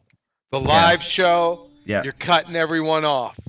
No, Rebel Rob, you've got to stay on mute. You can't just sit on open mic, opening the gate. Okay, I was on mute, but okay. No, you weren't. Now you are. All right, sorry. I apologize, everyone. So yeah, so let's suppose that there's 10 million flat earthers out there. Well, where have they got all this information from? Because we don't appear to be getting the views for that, It's called propaganda. Oh, What do you mean? subtracting the views also manually, because I was watching, I looked at a Ballbusters video it had after the show. Right before I went to bed, it had 1,200 views. 1,232, I think. I woke up 8 hours later, and I went back in, and it had 1,130 views. No, there's a reason for that. I pay close attention to the views as well. As far as I can ascertain, when, for example, today, so this, what show did this go out on? So this is show number 827 on Nathan Oakley, the live show. Throughout the entire show, Ranty will back me on this, a troll came in over and over and over and over and over and over and over again. Now, I suspect that troll has probably got every one of those accounts linked to the same email address. Therefore, each time that troll comes in and thumbs the video down, it will register there and then as one view. But after the video processes, YouTube recognises that one person has just come in, spent 2 seconds, thumbs the video down and then left. And they just remove all of those thumbs down and all of those views. The same would apply if somebody came in for 2 seconds and thumbs your video up. They'd just strip them and the views. Fair enough. So it's pointless. It makes me smile sometimes. Other than them ruining the chat feed for everyone else. So I had to turn on slow mode. Other than that, they think that they're thumbing the video down. Oh, look, I'm generating a massive dislike on this video. No. YouTube just recognise that happens and remove it these days. Mm.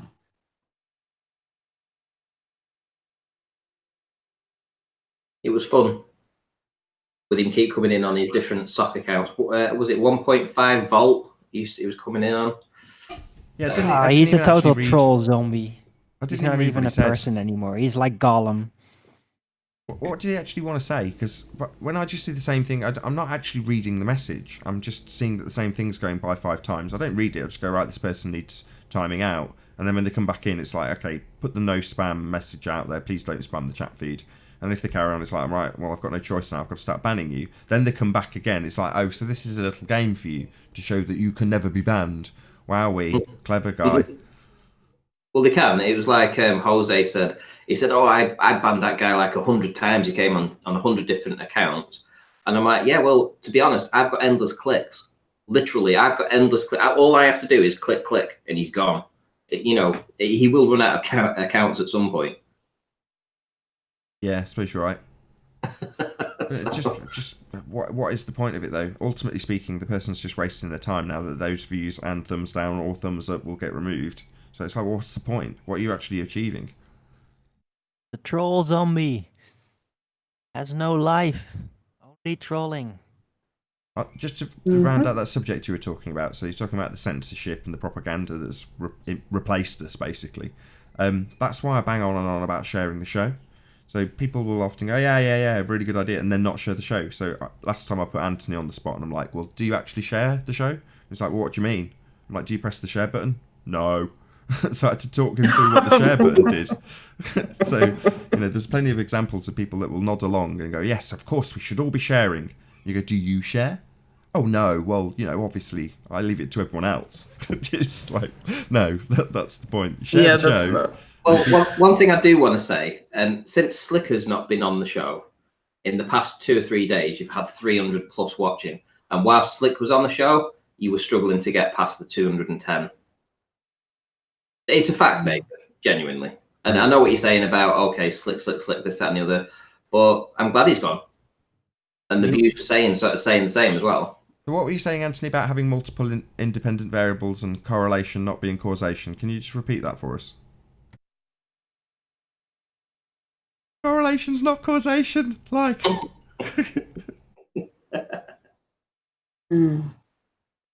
Someone nicks your car. These are interesting, but every Anthony, wake up! He's probably on the phone to a client. Isn't that like inductive reasoning, or am I using it incorrectly? Sorry, I didn't realize I was muted in here. I thought I was muted. It's okay. Yeah, he was saying that you can have multiple factors. Me and John chatted about it last night at about 3 a.m. He just claims that where you can have multiple factors, that's the cause. It's like, no, that's not the cause, dickhead.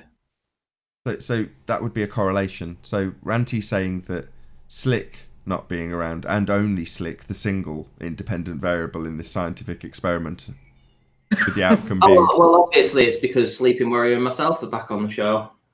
Can I just ask, has Slick been banned, or has he just chosen not to come on? No, he's just chosen not to come on. Nobody is banned. On this channel, nobody's banned. So, this channel. I do have Brenda banned, I'll be honest. No, you do, but I don't. I don't have anybody banned, so anybody can join. That's why ever so often we get like people that I'm not going to mention that I've got blacklisted. In other words, if they do join, I kick them. But they can still join, right? They still do join with their accounts that I've said, no, you'll never come on again for whatever reason. But they still can actually join. Unless you've got them banned, i.e. another panel member. But that's nothing to do with me. I can't control that. But when I say all are welcome, that's sincere. And on the main show, I don't even ban people from the chat. I'll only time them out. So on the secondary channel, it's like I watch there, because I actually watch the show too, right? So I watch it on the secondary channel when it's being re-uploaded, obviously. So that's where I watch the show, and I don't want the trolls there, so I do ban them. But on the main channel, it's like, no, just time them out. Fortunately, that 1.5 volt wasn't doing that on the main channel. If he does, I will have to, for the first time, start banning people. But I prefer not to. I'd prefer to leave it such that... the reason for that is so that you don't accidentally ban somebody off the cuff that's a real person that's just said something they shouldn't. So hence me just wanting to have an all-welcome policy and only time people out if they say something they shouldn't.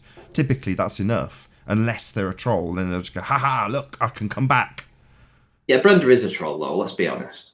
She's been trolling. If Brenda would have deleted them files of mine after she found the link that she didn't have permission to have, even though it was a public link, she went on a Google Drive that she didn't have permission to go on, but it was a public link, but then decided to delete everything because she said, they were just bats. And I'm like, you fucking what? That was That's somebody, like burning books in Alexandria. That to me. that was someone's entire work for like 3 years. 3 years of work. Triple sevens, I think. Yeah, that he uploaded and took a lot of time to share the information with people. And she just thought, because she didn't like what the content was, she was just going to go ahead and remove every single file. Literally, it's like stealing your work that you've put into it. And for 3 she years.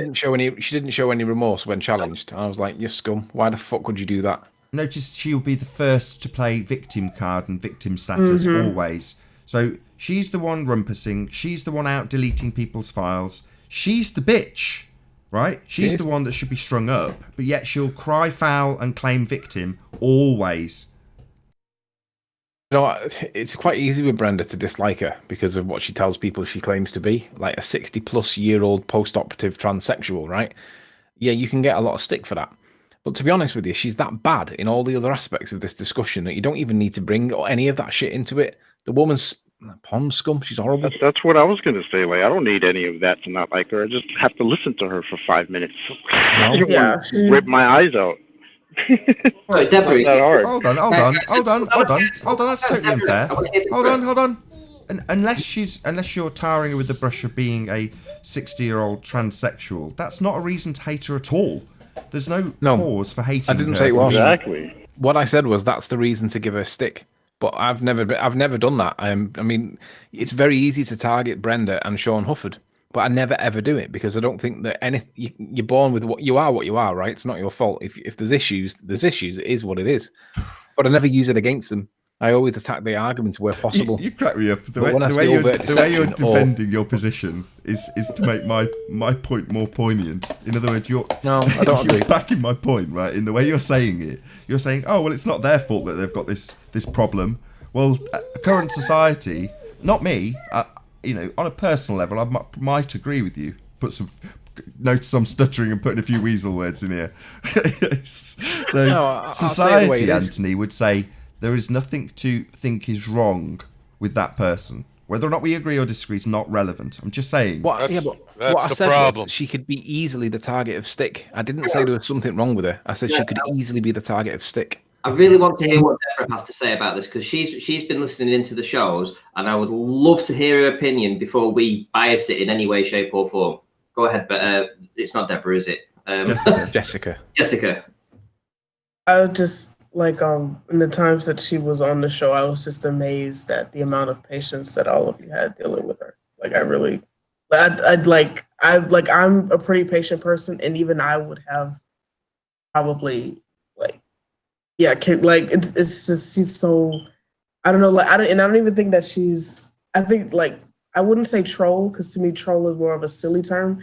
I think she's like a zealot, like a someone who's literally trying, who's putting out the whole mission to imprint their point in their fundamentalist work. She's a bigot. Bigot. Yes, fundy. She has arrogance and it's this arrogance. I know what I'm talking about, and it's I can't stand that. And then you play the victim card immediately when people call you out on your nonsense. So it's I don't.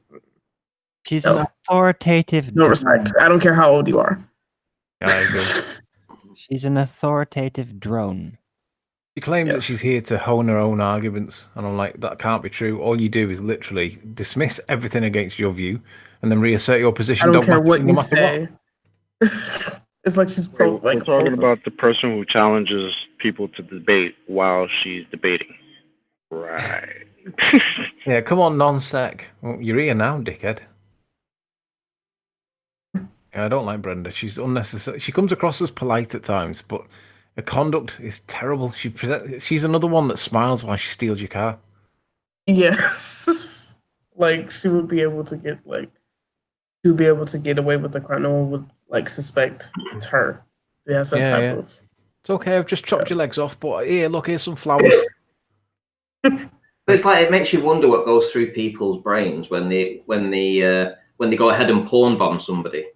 Or do what she did when they removed all those files and stuff. It's that's evil. Where's the process in your brain that says this isn't right? That you're literally going to be really, really hurting somebody by doing what you're going to do right now. But you can look at it the other way. You can also say, not just where's the process that says this is not right. It's also what process is going through your mind that thinks that that's okay. That's not even the point. The point is she has no arguments for her side, and when she runs out of logic, that's what she resorts to. I love when she said crepuscular rays are parallel. I'm like, you fucking idiot. Whatever. I remember when when I she heard said say that. I was that like, though. That's the wow. worst part. She's not the only one that says that. Yeah, but brainwashing, how would you know that? I mean, I'm at least open-minded enough to realise that there are times it does look like it might have a little bit of curve to it. But is it caused by curve or is it caused by optical effect at that time in them conditions? And I realise that that is the cause. Does it make it flat? No. Does it make it curved? No. But what it does do is makes it questionable. And they won't even consider questioning it. They just dismiss everything and it drives me mad. Ron, you brush past the 1984 example, so the closest thing we get to in that regard is the I can never say the bloody word, crepuscular rays. When they say they're parallel, crepuscular. That you're right when you say brainwashing, right? 2 + 2 = 5. They're parallel. It's like, you having a laugh? Are you looking at the same thing I'm looking at? Yeah.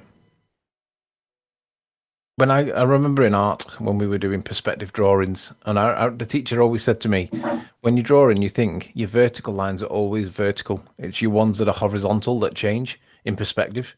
So if the vertical lines are always vertical, that means vertical lines real world are vertical. Now, if the light rays coming in are parallel, they've got to be vertical when you're looking at the sun. And they clearly don't. It should be right across the horizon and in vertical rays. And we don't see that. We see localized sun and it's just beyond the clouds the way it looks. So in 2019, we learned that crepuscular rays are parallel and level means curve. Awesome. Yeah. Yeah, but this is 1984, right? We are in the world of doublespeak right now. That's Yes. the world we live in. You seen that picture of that bloke holding a baby, but he's dressed up as a woman, and he looks fit as a woman, and until you realise he's got hairy legs, and then you look at it again and you realise that's actually a bloke with makeup on, dressed up and in femme gear, holding a child to influence your perception that it's female, and he's got hairy legs. So until you see the hairy legs, you don't realise that it's actually got hairy a bloke. chest as well. Yeah. Yeah, it's horrible. It is creepy. So when we were discussing the fact that in social terms, there's nothing wrong with wanting to change gender, and there's nothing, everything's all normal, nothing to see here. And at that point, John piped up and went, "That's the problem." Have you seen that clip where that bloke walked You into a heard that, sports didn't store? you? Yeah. Hold on, Anthony. So maybe What you the could... hell is that sound? That's a helicopter going over the top of my... Oh, I'm sorry, I'm funking out, Nathan. Off with his head! They're coming for you, Nathan. It's not me this time. Go ahead. That was my Queen impersonation. Did you like that? Off with his head! Actually, that helicopter was hovering and Nathan came to it. Yeah. Oh my, He wasn't oh my coming to it, he God. came to it. Are you Go still ahead, recording? Nathan. Well, you're sharp, man. Nothing gets by you.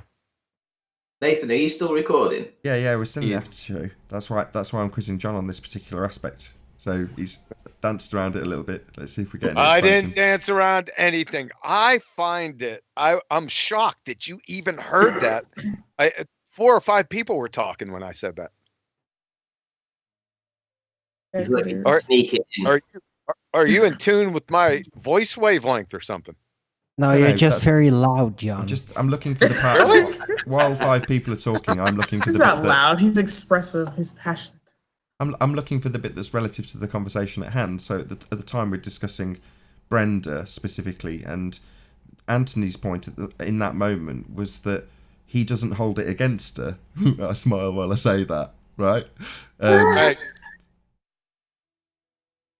Right. The reason why I said don't. that is Hang it on a just minute. brought No, me Let back. me reassert my position. I love it. Whatever Anthony's you trying to do- figure out what's going on right now, right? Anthony's going, irrelevant. what's going on? Why However- am I being used as an example here? I don't get it.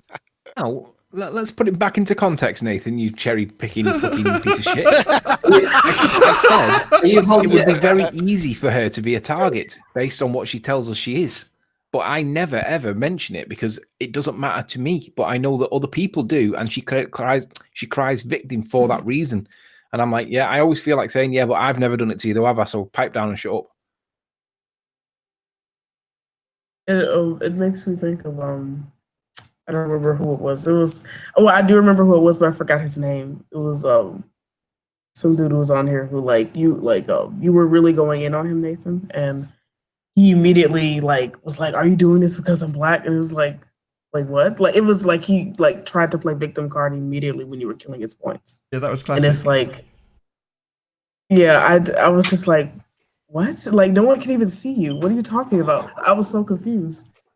Yeah, at that point, nobody knew he was black. That was why it was so comical. So it's like, what? You're black? Oh, right, that's nice. I'm like, wait, what? Yeah, I don't understand why people. It's ridiculous. It's actually got to the point where I don't even know what racism is anymore. I know what they tell us it is, but sometimes it gets the lines get that blurred that I just don't actually know what racism. It's like almost as if white people can't actually use the word black ever. No. Because it's racist, no matter what you're talking about. So the blackboard, for example, I don't want to go too political, but we're not allowed to say because somebody gets offended, and I'm like, I don't know what to think about that anymore. It's left versus right. Yeah. It really is. It's left versus right. So all mainstream is left, and basically, it's a propaganda-ish tactic, and this is coming from someone who is, in that opposite realm, It's definitely something that's used for propaganda, and I don't want to go too much into it because, it's I don't. Complete bullshit, though. As far as I'm concerned, it's like there are examples of overt racism, and it's blatantly obvious when it is. But when it's subtle innuendo, that's like you were offended. How was that? And I didn't even see the angle. And then if I have to think about it for why it might be perceived, that's where it's not racist because it's like, that wasn't a racial slur. Come on, stop being fucking. What's the word? Oversensitive prick. That wasn't how it was meant. But it's because it's how it's taken by the person. It's very easy to play that card and make your opponent look really, really zealoted. And it's like, yeah, this is where it's blurring the lines. It shouldn't be used flippantly. It's like there's other words like rape. You shouldn't use the word rape flippantly. But sometimes it does come across that, when we get into that topic, it sometimes does become overtly racist, like indirectly. And it's like, this is not even a race argument. What are you talking about? Are you trying to say that there's no freedom of speech anymore, Tony? No, I'm saying that the lines get blurred between what is racism the way we all understood it. And they shouldn't. I actually that's the problem. There isn't a freedom of speech. There literally isn't. I mean, if you look at how many people are being shut down channel-wise, Paul Joseph Watson, for one, with his Facebook account, Twitter account being taken down. Even the president of the USA, Donald Trump, he tweeted about it. He was disgusted over it, just for simply pointing out facts, about the facts that Christian churches are more likely to be burnt down than the Muslims. More Christians get killed every day than Muslims. It's a simple fact of life. No, but you have to be aware that when the mainstream don't report about it, so they never tell you about it. It's always the downtrodden Muslims. It's always the downtrodden this, that, and the other. The Jews can't do it. But anything about Christianity. And of course, you can't talk about that, and nobody's really allowed to hear about that. And if you talk about it, you get censored. If you want to shut down anybody, all you can do is pull out the race card. That's what it is. When people, I had it pulled on me in the workplace. Christians are considered offensive by the left. Yeah, because the left. The thing about the left is that they use that as a winning tactic. And they've used it ever since the 50s. They use that they use race and they use the minorities, quote unquote, as a winning tactic in order to overcome the parties and get the vote of those people and everything like that. It's literally all strategic. They don't care about black people. They don't care about any of the it's not really so it's that's how it's all strategic. It's all political. It's all like that. Can I go down the panelists and ask individually each one just to say left or right? Me personally, I'm on the right. I'd just be interested to know what the panelists are. Well, what's the question? I just say I'm independent. Are you on the right or in the middle? Of what? No, you know what? A perceived political spectrum. Yes. Would you be more left-leaning or right-leaning? I think when you get pigeonholed in that way, it immediately tars you with a brush that is. There's no one term that denotes everybody's because I might agree with person A on point A, but disagree with them on point B. Equally, yes, I might agree with person B on different topics that person A would disagree with, but I agree with B. So we're not really pigeonholed in a particular point. I think that Yes. ultimately you've got to live a decent life, and if you hurt people, you deserve to pay. And if you kill somebody like intentionally, I'm sorry, but for me, you've got to spend the rest of your life in jail until you die. I don't agree with capital punishment, but I do agree with you should sacrifice the time that you've got left on this planet at taxpayers' expense, and I'm happy with that. That's punishment for me because the punishment's time. But other than that, I mean, I don't think we can pigeonhole anybody, to be honest. Okay, fair What's enough. happening when it comes to issue, I don't really hold a political stance like that. I'm more like what Sleeping said. Like, I'll look at whoever has the best point at the time. But like in terms of the overall, like what's going on in the world, the problem with the political arena is that it is really a strategic tactical thing that they do. Whereas it's not really reflecting what's actually going on in reality, what's actually affecting people on a worldwide scale, especially here in America. Right, they're playing a game on the public. Literally. Yes. They're trying to game the public with the information. I'll answer. Right, so it's like you end up not seeing the actual.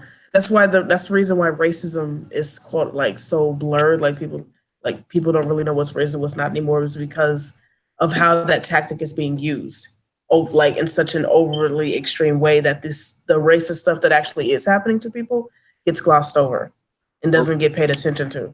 The way let me give you an example of one. I'm an immigrant, came to this country, went through the rules, took the pledge after 5 years of being here. I'm for immigration, but controlled immigration, proper immigration, followed by the laws of the country that someone's trying to immigrate to. Now, here in the States, the left is trying to get everybody across the border without following laws. So the right is saying, wait a minute, you can't do that. You got to follow the laws, stand in line. The left says you're racist. Yeah. That's not. Yeah, I totally agree with that. Like, you have to have structure when you do have a society, and you have to have structure in that sense, because that can negatively affect the people that you're supposedly supporting, and negatively affect the people that are here, and they're not like. So that's what I'm saying. It gets all messy. Well, let me finish my point. I'm sorry. So then they label you xenophobic, which means fear of the stranger. Well, no one fears the stranger, especially if the stranger is coming in properly. So they label you, they make you look racist, fear of the stranger. They put all this on you to take away from what they're actually doing behind the scenes. Exactly. So what are they doing behind the scenes? They are losing votes. They need votes. So they need to get people in this country in mass numbers so that they can give them free stuff so that you can vote for the people that give you free stuff. The way I answer that one is, would you allow people to randomly walk through your house rather than lock the door at night time? And of course you wouldn't. So why would any border? Same example, bro. Somebody the same shit. Like, how does your house work if you don't have walls? Yeah. So at the end of the day, you don't know who's coming across if you've got an open border, because there are people that flee countries. A lot of people in England flee to Spain, but you don't know why they're fleeing. But they're fleeing usually, they always say it's for a better life. But they killed 6 people in an accident somehow, and it was probably accidental. But my point is that people leave countries for a good reason. Well, you do realise that the mainstream is all controlled by the left. Literally all of the mainstream is controlled by the left, and any right-leaning publications are essentially attacked by and shut down by everybody, including Mark Zuckerberg from Facebook, Twitter. They shut them down. They get rid of anybody that's on the right. So it's all left-hand mainstream. Well, left-hand. It's all left mainstream. Yeah, but this is where it's weird in England, because in America, even if it's on the left, you've got the right to kill somebody that's burgling your house. In England, you can't. So what the fuck are you meant to do if someone's burgling your house? Just hope that they don't come upstairs? Fuck that. Yeah, if someone's in my house and they shouldn't be, I'm going down with a gun. Offer them some tea and crumpets. Pardon? Offer them some tea and crumpets. Roll out the carpet. I remember the two key cases that stick in my mind for burglary is Tony Martin case, where he was a victimized eccentric farmer in the middle of rural England being terrorized by gypsies that were on the neighboring field that was his, that weren't meant to be there. And they were stealing off him all the time, and he ended up coming down with a shotgun and fucking blew fuck out of them. And then because they were retreating when they saw the gun, he was charged and convicted of murder. Everybody kicked off about it. In contrast, Duncan Ferguson used to play football for Everton, caught 2 burglars in his house, or it might have been 3. And what he did was single-handedly broke arms and basically, what's the word where you make a citizen's arrest and you like restrain them physically until the police come. And he wasn't he was originally arrested for assault for breaking their arms and all that. But he said, "What the fuck do you expect me to do?" And it was deemed reasonable. Here in California, a burglar went into a second-story window. The residents woke up. Burglar tried to get away, slipped on the child's skateboard just above the staircase, fell down, broken bones and all, sued and won the lawsuit. Oh, I was gonna say, let me guess, he sued and won, right? Yeah, he won. So you got liberal judges that say, "Oh yeah, he has a right to sue." I watched Liar Liar, the film, and I remember the woman that works with him, and she said, my friend got burgled, and the guy that was burgling fell through the skylight, landed on her kitchen table, and stabbed himself with a knife that she'd left on the table. And she said the burglar sued and won the case and got like $10,000. And then she says, "Do you think that's fair?" And then obviously, because it's comedy, he turned around and said, "No, I'd have got more." Yeah. I'm thinking, no way, no one can sue for you burgling someone's house, you fall through the skylight onto a knife on the kitchen table, and then you sue the homeowner and you win. Complete horseshit, isn't it? And essentially, that's just what you've said. Literally, that they fell on a skateboard. I know. What pisses me off though is that these people actually, when you make the decision to burgle, you are literally surrendering, in my eyes, you are surrendering your rights to protection under the law, because you're committing a fucking serious crime that put people in, like, they put them in hospital and put them to sleep. They kill them at times. Why the fuck would anybody want to support a left-wing approach in that? I would say, fuck you, you're in jail for a long time and you can lick your own wounds, you prick. Shouldn't have been there. I need to Google that. I just think the left is crazy. I mean, I don't like associating myself with any particular, faction. But like when I listen to the people on the left, I'm just like, what is wrong with these people? Where do they come from? How do people think like that? Where has common sense gone? It's called entitlement. It's entitlement thinking. I mean, I've actually had, and I have gone through my life not with a whole lot of racial, things that have happened to me. But it's funny because I caught more flack for not wanting to vote for this piece of shit Clinton than anything else. And it's like, what, you guys expect me to vote for her because I'm black? Like, how stupid of a view is that? Like, please get away from me. All these people have been convinced that it's okay to be retarded. Literally. That's being promoted. Yeah. And they take it literal and they go wild with it and nobody's stopping them. And that's somehow seems to be working, but temporarily, because it's a mess. These people are chaotic and many of them are turning out to be completely over the top evil, which is just damaging to culture in general. And yeah, it's gonna crash. Has to. This kind of thing can't be maintained for long. You're talking about a reset that's about to happen. No, that group, they're going to be taken care of one way or the other eventually. Right, that's the reset. The reset, but yeah, okay. Societal. No, because, right, societal reset. Right, eventually people rise up to the lowliness and there's a reset. It's called a revolution. There you go. It is coming, I agree. People are pissed off with, like, I mean, look, in England right now, there's more speed cameras for motorists in England than there is in the rest of Europe, right? We've got more speed cameras per road than anywhere else in Europe. And the bottom line is people want to speed, right? They don't want to speed excessively. And if you do speed excessively, you deserve to get punished. But if you get caught doing like 3, 4, 5 miles an hour over the speed limit, that doesn't justify the punishment that we're getting given. And people at the minute are just fucking asleep to it. I mean, that's the reason why I've got a Range Rover, because I had too many points. I wanted to get a better car, a faster car, a sports car, but I bought a Range Rover because it's a slug. So it's like, well, that was to slow me down, and now I've got no points. I want a Porsche now, but I'm not likely to get a Porsche yet. But my point is that I had to buy a Range Rover because it's a much slower slug of a car to stop my license from being taken off me because no one can speed in a Range Rover. Get a GPS Now, radar you detector. guys are going to have elections real soon. And was it a year or 2 years ago the people voted for Brexit? And now everyone said we want to be our own country. We want to rule our own selves. We don't want the EU to do it. And look what's been happening there. They're not doing the will of the people. You guys.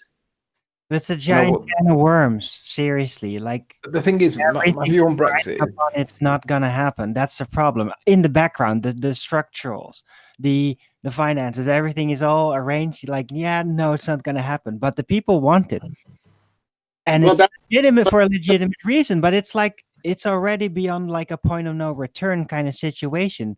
They can't do it. It's like impossible. So what you're saying is there's hold no on a second, sovereignty. Nathan. Could you stop interrupting these people on your show? Say that again. Nathan, could you please stop interrupting people on your show? It's okay. It's the after show. There's no sovereignty for a nation. Are you kidding me? Well, the Queen's just taking it back, basically. Well, I thought that was just a figurehead now. Or was that a cover story? Yeah, it's always been. Technically, it's part of the act. Like, she has the authority. Whatever they do with it is another matter. Now, did you see Trudeau swearing in ceremony in Canada, pledging oath to the Queen? Huh. Watch that on YouTube. No, yes. His oath to be Prime Minister of Canada. He pledged his oath to the Queen of England. Right. Well, Canada is technically not really a sovereign country. It's still part of the. Oh well, yeah, it is a country. Look, there's all these different levels of things. What it is. So it is a country, but it's also part of the what is it? The colonies, part of the British Empire structure, imperial So is the structure. United States. John? So is the United States. We never left the British Crown. Exactly. They just pretended to step down and allow for democracy. No, it's different. Canada never really rised up against Britain. America did. Definitely. Yeah. We're still under the British Crown. We never left. And all that, and finances is still burrowed its Never way back left. through the Federal Reserve and everything. So Never left. The United States never left. it's debatable. No, it isn't. But it did come back, definitely.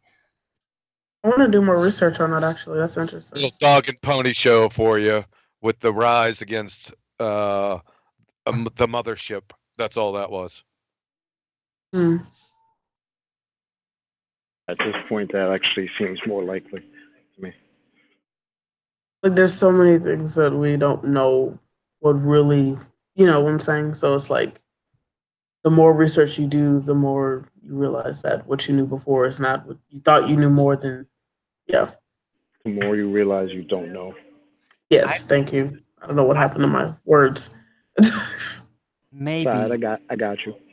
You know, guys, I think maybe, but I can also pretty much imagine that there's just a lot of changes that like the rulers are going through, things that they learn, and they just go wild with it and going in an unexpected direction compared to rulers in previous ages. It's like they've gone nuts. But I don't know. I've lost my point. Sorry. To answer Ranty's point, he wanted to know what everyone was, whether they were right or left. I'm thinking conservative right versus liberal left. Is that what you were saying? Yeah. I'm not political. However, if I was to categorize myself, because you asked, I would say probably extreme militant right. Same as I would. No, that's ridiculous. No, I'm an ex-liberal, basically. woken up liberal, libertarian, principlist, eclectic Christian, and that's how I do things. And it's kind of centrist, but with left-wing touches, but also with kind of trying. I do understand the sense of the right. I just want to be a little bit more tinkery with it, like don't be so rigid. That's basically it. I don't have a position. Tinkery, rigid, girth, and length. Oh, when you written. Come on. My Jesus, view what are is, you on, man? my What are view you is if on, you actually dude? vote, what you're actually consenting to is to be ruled by man, basically. And I don't think that that's the point of voting, but I know that that is the effect of it. It's like you are consenting to being ruled by man, and I just don't agree with that. I'm like, fuck you. I think the issue, like, Not true. I'm sorry. I was saying, like, I think that the issue is that the issue is that when you take on a certain position that is political, you have to take on every single characteristic of that particular position. I don't necessarily think that you have to do that. But the problem, like, that's why, but like, when you do label yourself as something, naturally you're going to end up being encompassed in that whole arena. So it's like, I try to avoid that. Like, I try to just be like, I go with what makes the most sense for my situation and for the situation as a whole. Because there's so many different factors that go into life in general, and like what's going on with people and the powers that are over us that are affecting us on a day-to-day basis. So you have to look at everything before you judge based on this and that. You have to look at every single aspect. And that's the problem. When you're on one side, you only see it from your position. And when you're on the other side, you only see it from that position too. So it's like you're not able to see. It's just like you're just going to defend your position. It's like it's not about that. It's about actually trying to fix the problem and trying to improve society. Are you really caring about that, or are you just like, I'm right and you're wrong? Doesn't The doesn't matter. libertarian principle. I agree with that totally. That's absolutely what I try to do as well. Yeah. You got to have a drive to try to improve everything around you and set an example somehow. Help people find sense. Because everyone is just lost because of all the brainwashing and the greed and out of control systems. So exactly. So you got to give people back their senses. You got to wake them up by giving an example of like, this is what you can do. This is how you can think and have confidence and defend yourself against what is going to happen when you do that. Right. Isn't it refreshing to have three ladies on the panel today? Oh my goodness. Well, I mean, it was Randy here, it refreshing for becomes three kind of ladies to smutty. be on the show today. That's the first time. Calm down, Owen. I never mentioned length and girth. I said the same thing earlier. That's cool. There was three ladies on the show today. Did we ever have that before? What's that? Two ladies on the show? No, we had three ladies on the show today. Who was the third one? One was Jessica. The one was the lioness that flashed everyone, and Anthony. And who? Owen. Anthony. No, I said it wasn't Arwen. If Lioness comes back in, we should call her Boobs in future. Hey, Boobs. Oh gosh. No, right, come on, man. Virtue signally, Riley. You're being very virtue signally. I'm being very what? You were virtue signaling. What the fuck does that mean? Showing that you're so ultra tolerant and so sensitive. Sorry, it's just makes you sound a bit like a girl. I think that's what John meant. Right, John? I have no idea what the fuck you're on about. Oh, we have some fun offline. This is what happens when you can't find curvature and rotation thing. Yeah, the minute a bit of curve walks in, boom. Any signs of curvature? Yeah, on the last show. Wait, did we go through every single housekeeping question, or did we get derailed? Again? Yeah, because I don't No, remember we missed hearing gas pressure R. without a container in R. Okay, any And sign of molten iron molten core. core at the center of a presupposed spherical Earth? Nope. Jessica, what's your position with gravity? Of what? Gravity. What is your position? If it's I don't know, just say, because that's kind No, of like what most what people. is that? What is gravity? Yeah, no one knows. That's my position. I like you. Yeah, the best way. What is gravity? The presupposition of a force disequilibrium field ever present downward. A presupposition? Yes. It's So an fantasy. So an idea. No, it's an assumption because Right. it is an aberration because these things can definitely be assumed. It works out perfectly. It's only when you actually try to get to a thing, a measured thing, that it's just a ghost. Oh, so Well, why do you unicorn need farts it? work Why too. do you need it though? It just work backwards from unicorn farts, right? I say it's unicorn farts. I'm out of here because I'm going down for some tea because it's like 5:30. So Yeah, I shall catch you Anthony. guys later. Have fun. Take it easy, later, man. brother. Laters. Later. Yeah, so I could just say unicorn carts, right? Uniform cards. Is that what I said? Uniform carts. Yeah. I do that too. Yeah, that works too. Uniform carts, Exactly. right? That's what I'm You can saying. work So back.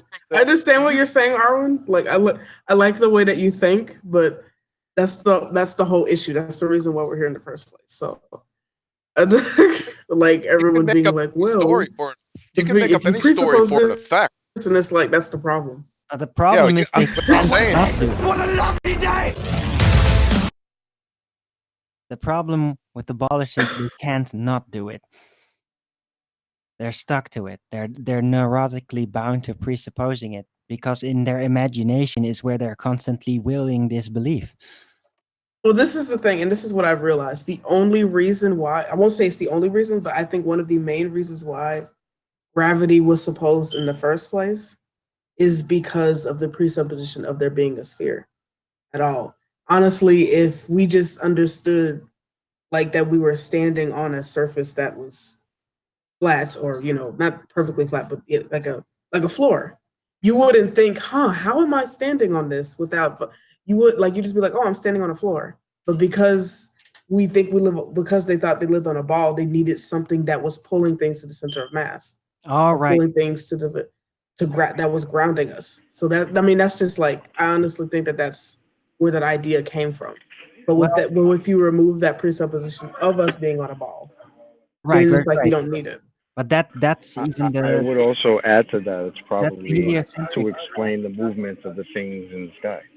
Yes, that too. But Because even the thing- that, it's like, Oh, what a day! What a love! oh. No, that's even, yeah. Oh, but I was saying even- like that.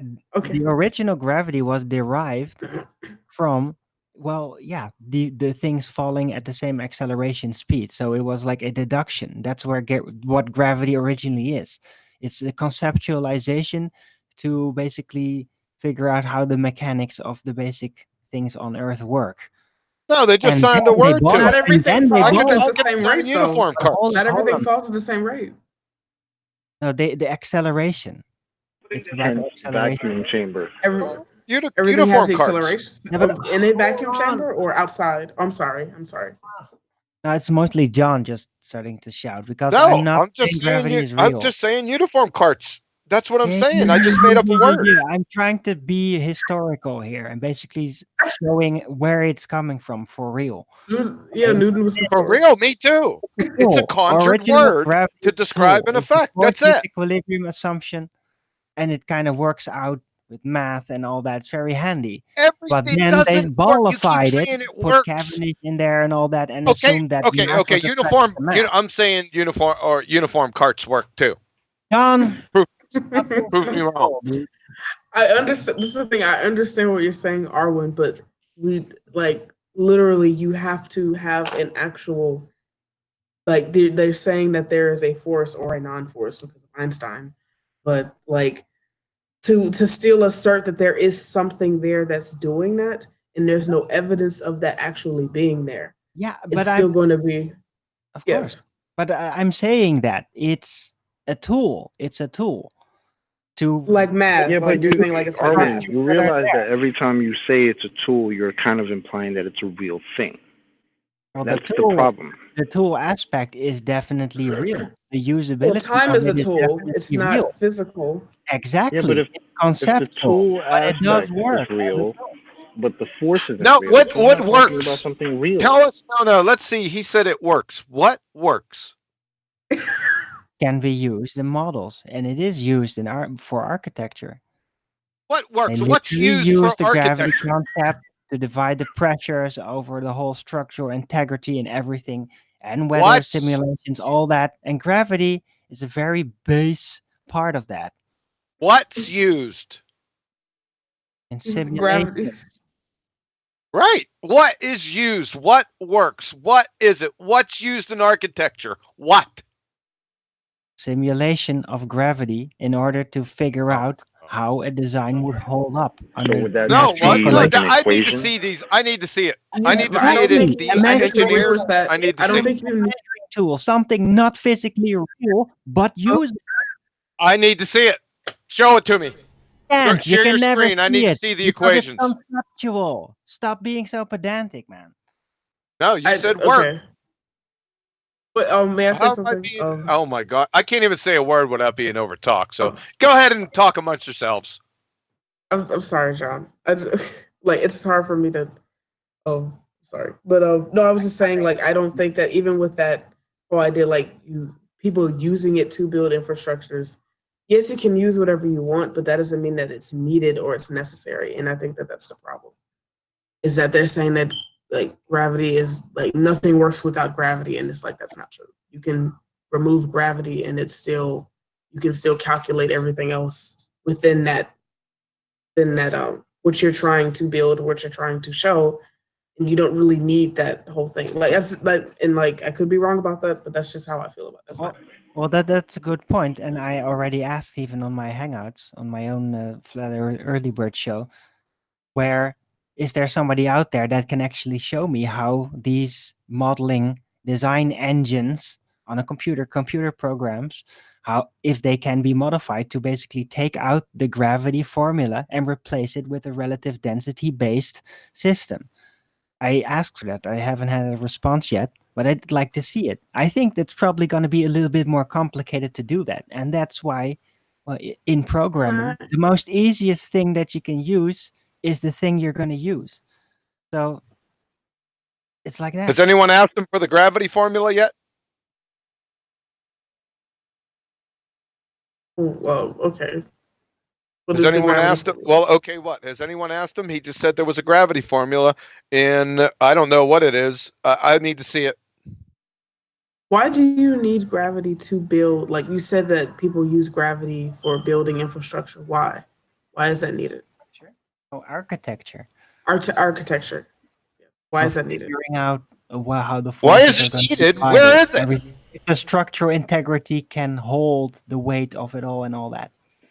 Let's see it. So are you talking about weight? Are you talking about like because like as far as like what we understand gravity to be is that 9.8 meters per second squared drop or whatever that like that's what is that's the perception of it. So I'm trying to understand how supposed gravity disequilibrium present. That's how it's conceptualized. So the acceleration to 9.8 meters per second squared is little g, right? Where's that in the gravity equation? I need to see this equation in architectural plans and in engineering. I need to see it. yeah, that's what I need to see that too because I don't understand why they would need that at all. Right. They tell you they do. They keep saying they do. I don't have I any never access seen it. to this program, so I've never seen it. Has anyone seen it on the panel? Nope. I have seen it though. Yes. You've seen it, so I'm gonna need to see that. I want to see and exactly contextualized what you're talking about. Whether it's a Well, bridge, I haven't seen it on stairs, YouTube. a It's roller before that coaster. time. Say again? I was I talking while haven't you seen it interrupted on me. YouTube. It was before that time. I saw it on somebody's computer. They showed it to me, like in the 90s. Well, So somebody showed you an I still need equation to that see had it. a G attached I'll- to it. I didn't even and look into the this equation. isn't I towards just saw the oh my god. They explained it to me. Oh my god. It uses gravity and all that. Are you done yet? I'll just Yeah, wait. I'll tell you, when you're done talking, say done, and then I'll speak. Go ahead. Well, maybe I don't want to have a conversation with you. So Consider that maybe, because I kind of like the conversation I was having with Deborah and Chocolate and Ranty. Yeah, But you're because being I'm holding your disruptive. feet to But the you're fire. yelling You're and not gonna being like it. disruptive. You're not gonna like it. That it's not supernatural. I'm challenging you to support your claim. That's all I'm doing. here, that's what I've been doing with you, John. Don't like that, and you get. That's what I'm not talking to you, Mrs. Yeah, well, Mr. I'm not Bird's talking Nest. to you, John. Bird's Bingo. Nest. I'm not talking to you. I'm talking to Arwen. All I'm asking for you And I'm is not to support talking your to claim. you, John. That's it. So, speaking of this That's Wait, all I'm can you asking actually for you, look at Arwen, to do is to icon of support your bird's claim. Why are nest? you getting upset at me? If I have a claim and I don't support it, are you going to challenge me? I have. Yeah, I'd expect that, right? I'm not going to get upset at that. If somebody makes a claim, I just want you to support it. It's not only Arwen. We've had engineers come on here and say the same thing. And I've asked them the same question. Show us. That's They all I haven't. did, and they got upset. Why are these people getting upset when I asked to show?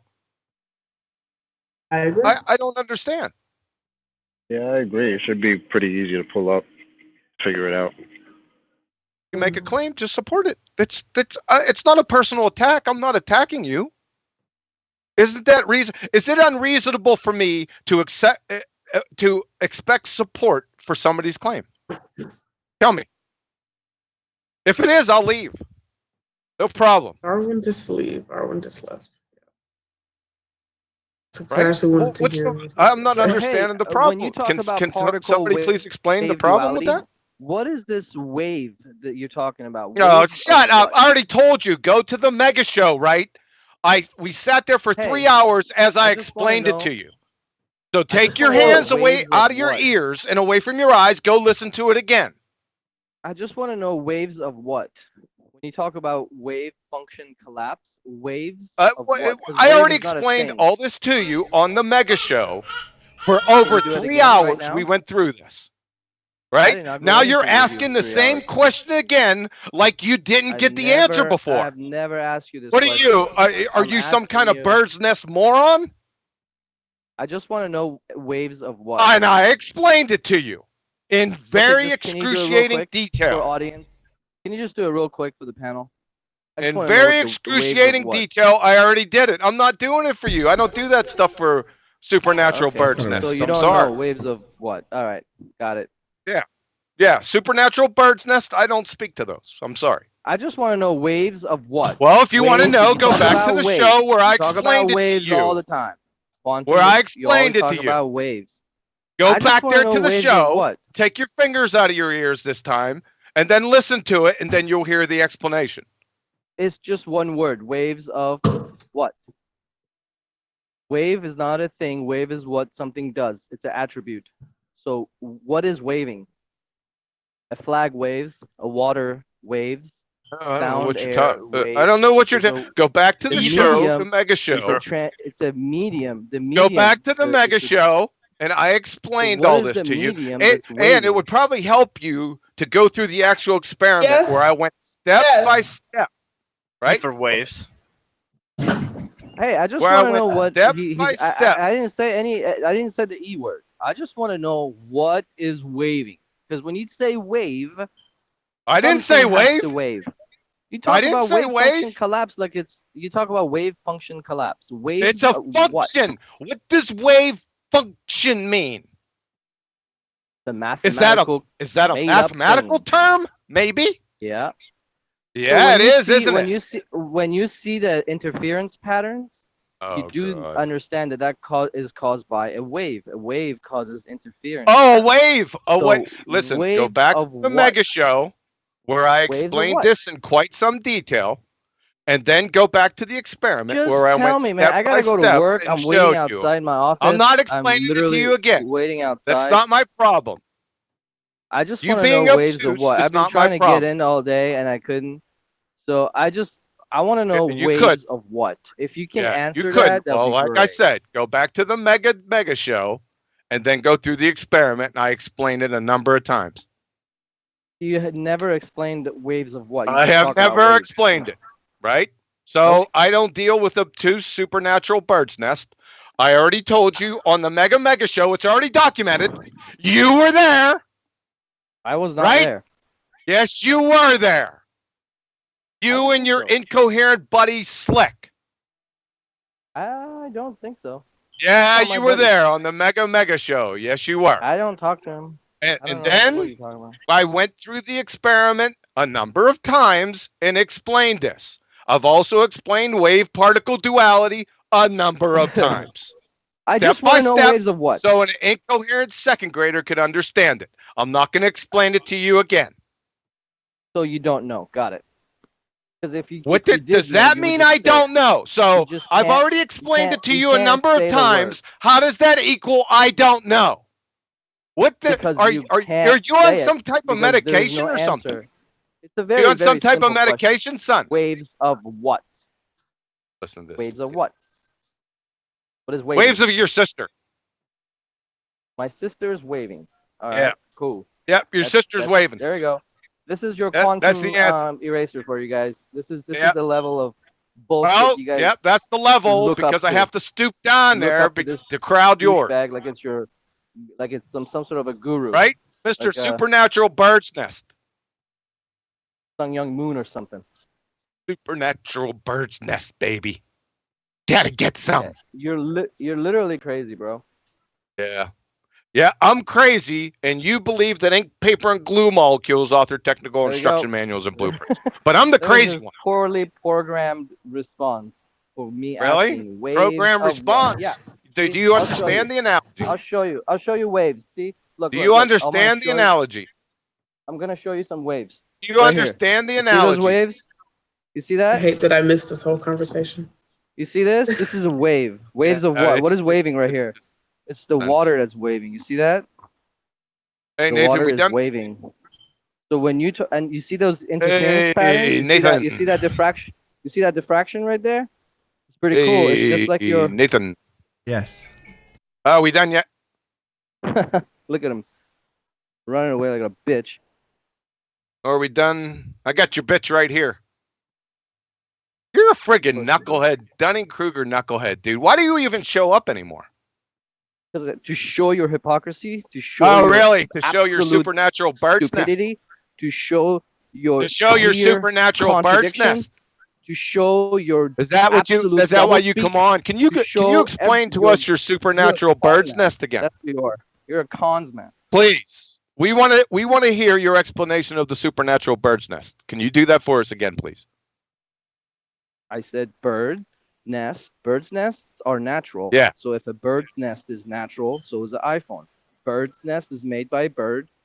iPhone's made by man. So technically speaking, it's natural because there's two different antipodes to natural.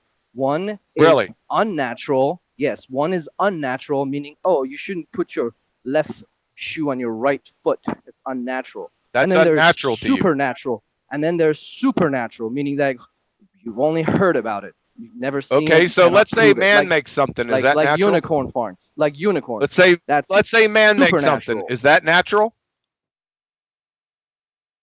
Say that again.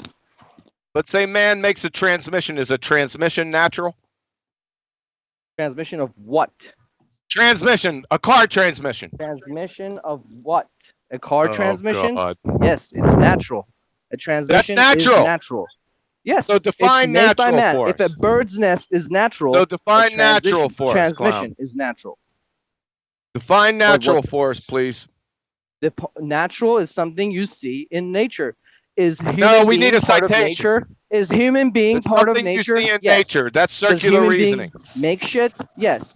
Is a bird part of nature? Yes. Does a bird make shit? That's Yes. circular. Does a termite modify the stuff that he eats with his enzymes in his stomach and create something God. new? Well, So man, transmission somebody's going to have to natural. You change have to the define what definition in natural the is dictionary, first. man, because in the, Let in him the do- dictionary, natural Well, says I'm not saying natural made by compared to humans. supernatural. Compared to Well, you're wrong. talking about False natural dichotomy. transmissions, bro. Supernatural, meaning that you'd never see it in nature. I believe everything we see on this earth Define is natural. natural. Hold on. Everything we see on this Well, you have earth, to define Sorry to interrupt just for a everything second. you Sorry see to on interrupt, this Anon. earth Anon. is natural. Anon. Sorry to interrupt. Supernatural. Oh yeah, he won't shut up, will he? Anon. I'm a bit confused. You said if you don't experience it in the natural world, then it's supernatural. So by definition, according to you, a transmission is supernatural. Nope, it's natural. See it in the world.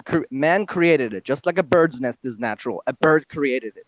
Natural, it's not made by, it literally says it right there. Right.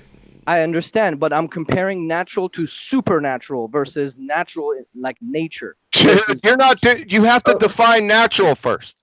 So because you're comparing it, it all of a sudden changes the definition of the word. Right, that's yes, what he's because saying. natural, you can have two different antipodes for natural. You can have unnatural, you can have supernatural. So you just said you can have two different definitions for natural. You can have unnatural, and you can have supernatural. So neither would be a definition of natural if one is supernatural and one is unnatural. I love how you took me off my point. My point was, what is waving? It's real easy. What's waving? Yeah, wave function. So you're equivocating. I was doing other things and I could hear the conversation in the background. And he said, wave function, that's mathematical. Yeah, but when you see the interference patterns on the wall, that's not mathematical. That's reality. So that is caused by wave. And my question is, what is waving? What happens? Okay, go ahead. Go on, John. You go ahead. What Yeah, you go happens ahead. when you don't get an interference pattern on the back wall? When you just get two columns? What's waving? And Yeah, that's what not I my thought. question. So My let's get question back is, to what is natural. waving when you What do see a define pattern? natural for us? He wants to answer that question, surprisingly. What's waving when you don't get the interference? Clearly, nothing is waving. So it's not a wave then. You're still getting light, no wave. Okay, yeah, you're right. Okay, fine. I'm going to give you that. But my question is, when you do see the pattern, what is waving? Hold on. What do you mean you'll give it us?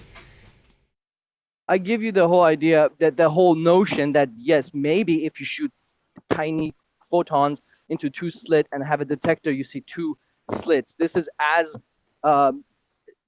reliable as Cavendish balls, okay? But I'll give it to you. I'll give you the Cavendish balls. What the hell are you talking But my about? question is, people, you know exactly what I'm talking about. Cavendish, what My does this question is, experiment what have the to hell do with anything is with waving Cavendish? when you have the interference Clown pattern? show. That's it. I have a very simple Please question. explain It's to very us simple. how the quantum eraser experiment has anything to do with Cavendish. Please. Your phenomena is inside your device. It's inside your not. Our contraption. phenomena Yes, I've never is seen diffraction of columns light. when It's not in the we experiment. when we create two slits and Diffraction shine a of light through light it, we see is not interference in the patterns. experiment, and I I've explained never this to you shot a light ad through two slits nauseum and got dots ever. on the mega show. So You in order can't to shut up. shoot the dots, I would Right, have to define create nature. single packet Anon, photons Anon. created within the Stop. conjecture. Stop. Contraption. Stop. So, what is natural? What is the definition? The definition apparently is anything that is not made by man. Which is So, bullshit because stop, man stop, is stop, natural. stop Man talking, is part of nature. stop talking. I get it. Ask Yeah. me a question. So, Excuse why are you me? still talking? May I? Why are you still talking? So, when you asserted earlier that a transmission's natural, you were wrong. Compared to supernatural, yes, it's right. It's not supernatural. I think it is not I think it's time. supernatural. I think Anon, in this moment, I've decided that you don't belong here. You're an asshole. Then kick me, bruh. Yeah, I'm gonna. I gotta go to work I'm anyway. gonna. Thank you. If unless you can. You have no answer to the unless in the wave, next couple of I minutes figured. you can shut the fuck up, display some humility, and actually listen and concede. Not say things like "I'll give you that" when talking about your nonsense that you've got wrong and talked over everybody for about the last. Is that you talking over me, Anon? Yeah. So you've asserted complete nonsense from ignorance for the last few days and rumpus the living shit, like I said yesterday, out the one person that does know what they're talking about. We reached 2 concessions, yeah? Man-made shit is not natural, and light is not a wave. And in so doing, you've said, I'll give you that. So basically for the last 2 or 3 days, you've just been pissing us around and wait. You're like Brenda, basically, aren't you? Are you done? No, I'm giving. Am I done? The... How dare you? You are thought you were basically done. Brenda. Pause. Never come back here, Anon. Never come back. Get out. Don't come back. Bang! You got him, Nathan. How dare you? Piece of shit. Good Dumbest shot. person on the panel talks most of the time. That's what happens here typically. If you're dumb and you don't know what you're talking about, you'll keep your mic open most of the bloody time, talking shit. And then when you finally have the penny drop, oh, I'll give you that. What? Your total ignorance and stupidity that we've been subject to for days on end. You'll give me that, will you? Bloody irritating little prick. Piss off. That was really bad. So he isn't the other Anon, right? There is a flat earther Anon. Whoa, Because I whoa, missed who's a this? lot. Who's this? Wait a second, we got That was another him? one. Who's this? Cinder. Really? Cinder! Oh, damn, I heard missed you a make a lot claim of the other things. day about me when I wasn't around.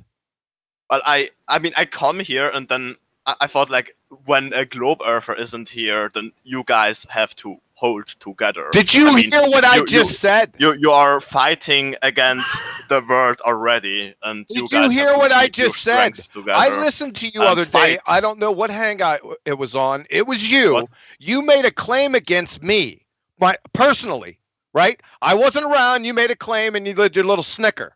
Are you aware of the claim you made against me, sir? I don't know. I make a lot of claims. Yeah, And I you forgot do. them. You said one Yeah. specifically towards me. Scientifically. Yes. What? Oh, nice. Hey guys, before you get into this, because You I said, have to I'm go. going to tell him what he said. Every citation that I post. Ranty. Hold on a second. Who's talking? Hold on. We'll get to you, Ranty. I promise I'll put it up in a moment. I promise. I remember. I said Yeah. every source disagrees with you. Okay, can you please support that claim? Oh, sure. I got one. Can you share his screen? Natural Thank you. science and the scientific method. Where And is it? then What's the citation? Here I can share. Wait a moment. Those stats. Screen share. This You- source, for example. In fact, this is just one example because you said every citation that I post is refuted. Hold on. Okay. Every citation I've ever seen from you, and that is pretty much the only one. Hold on, John. Okay. So, hold on, John. So, can you talk us through it, please, Cinder? Please don't interrupt him, John. Sure. Okay. For example, natural. Here says natural processes are sufficient to explain or account for natural phenomena or events. In other I didn't words, cite that, scientists Nathan. must. Hold on. Let me finish. Must explain the natural world in terms of the natural and not supernatural, which lacking any independent evidence is not falsifiable and I never therefore not cited that. science. Which doesn't agree with your Fucking definition clown. of. I've never cited that. Okay, but you used that as the source, didn't you? No, I never. Do you know the difference between a citation and a source? Yes. A citation is And a apparently you specific don't. thing from I've a never source. cited that. Hold on. Where you Hold can on, John. cite from. Hold on. Sorry. Just to be clear, Cinder, you are aware that he's never ever cited that, then? I'm aware that he used that as a source, Sorry. Cinder. and that's what I said. Let's speak a little slower. So you are, in fact, aware that he has never, ever, say it a bit closer to the mic, cited that. Yeah. So why are you putting it up?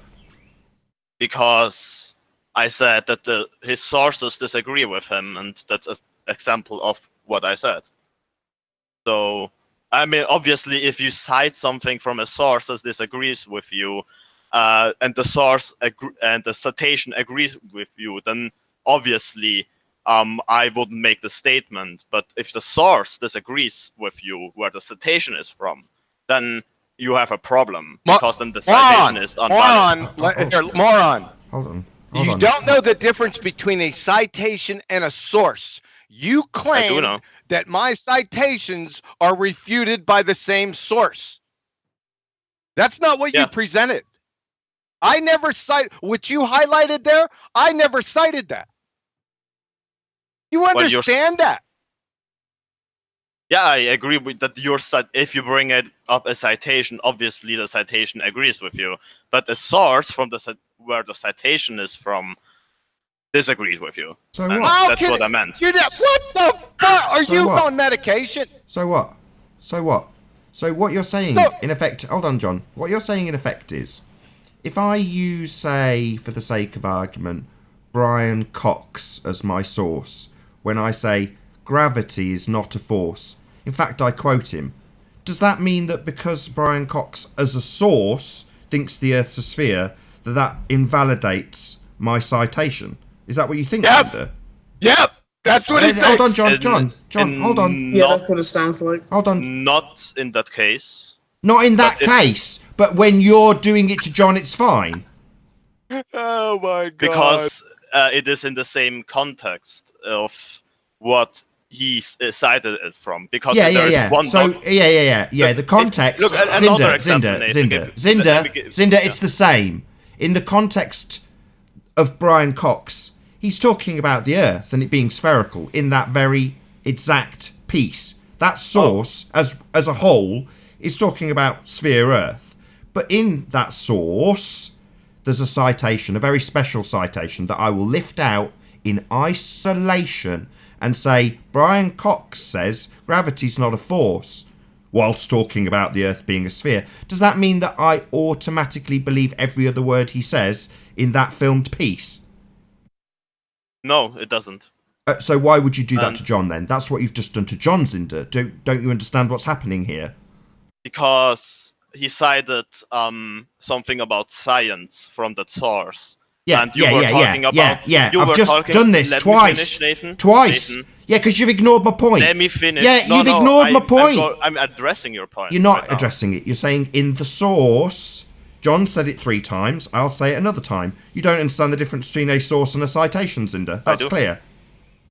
And you don't understand that when we were talking about science, the source is about science. We were talking about gravity and the shape of the Earth, which are kind of two different things. Yeah, like Cox was. It's the same, Zinder. It's exactly the same. Cox talks about sphere Earth and then mentions that gravity's not a force. And when debating a globehead who believes the Earth is a globe, like Brian Cox, where my citation comes from, I argue that it's not a force, using a hostile source. However, that does not alter the citation in any way, shape or form. However, if some dick comes along, named Zinder, and says, look, in this different part of the movie, he says the Earth's a sphere. Yeah, nonsense, Zinder. That's all right, but you are talking about 2 different things, about gravity and the shape of the Earth. I'm talking specifically about science. In the same document, if the guy writing the document disagrees with another thing, it doesn't matter because it isn't in the document itself. Oh my god. Do they have, I don't know, do they have high school? What country are you from? What? What country are you from? Do they have high school there? Sure they do. Did you pass? Well, how does it matter? Yes, this is a serious question. You need to look at my logical fallacy presentation. I go over this exact example in depth. Right? I don't care about citations, logical fallacies. Sources. You have yet to post a citation, which your claim is that I made that's debunked in the same source. Do you know how stupid that sounds anyway? So the source would be the whole document, wouldn't it? Oh, the whole source is the whole document. You said, Yeah. let me say my claim again. You said that my citation, a citation in a source, right, was debunked in the same document. You have yet to show that. No, your interpretation of the citation doesn't agree with the Which one? whole source. Which one? Show us. The one I showed you before. The Yeah, whole I source never- doesn't I agree didn't with cite your it! citation, with your interpretation of natural I did science. not cite what you highlighted. Do you understand that?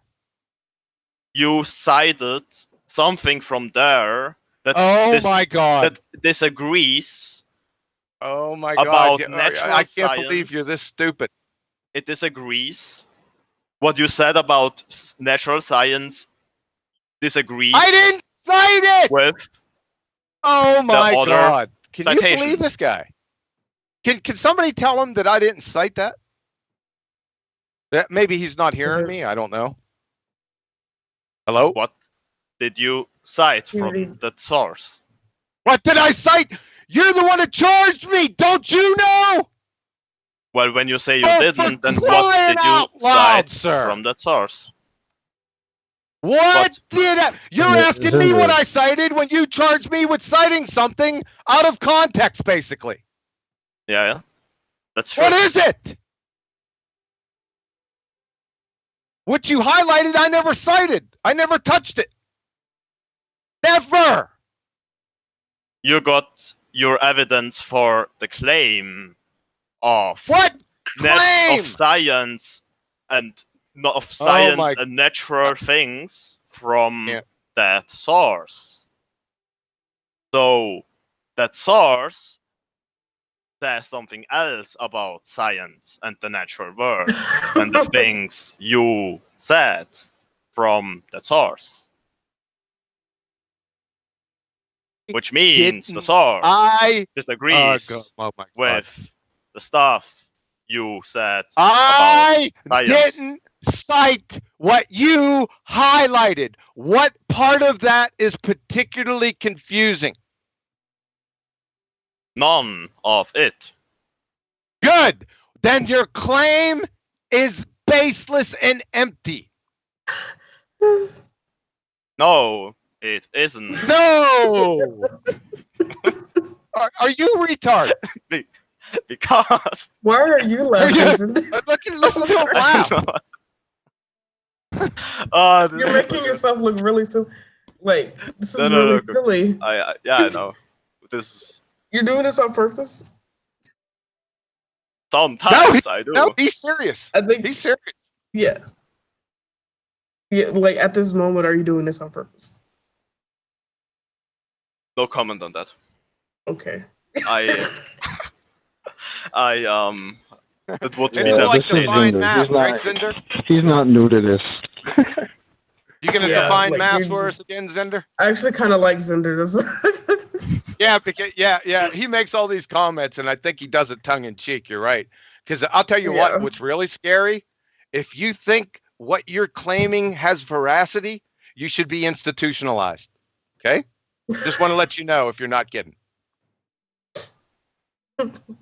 Veracity. What did you say? If my claim has what? A word I didn't understand. Veracity. Oh, okay. So I think I can get it out of context. Okay, perfect.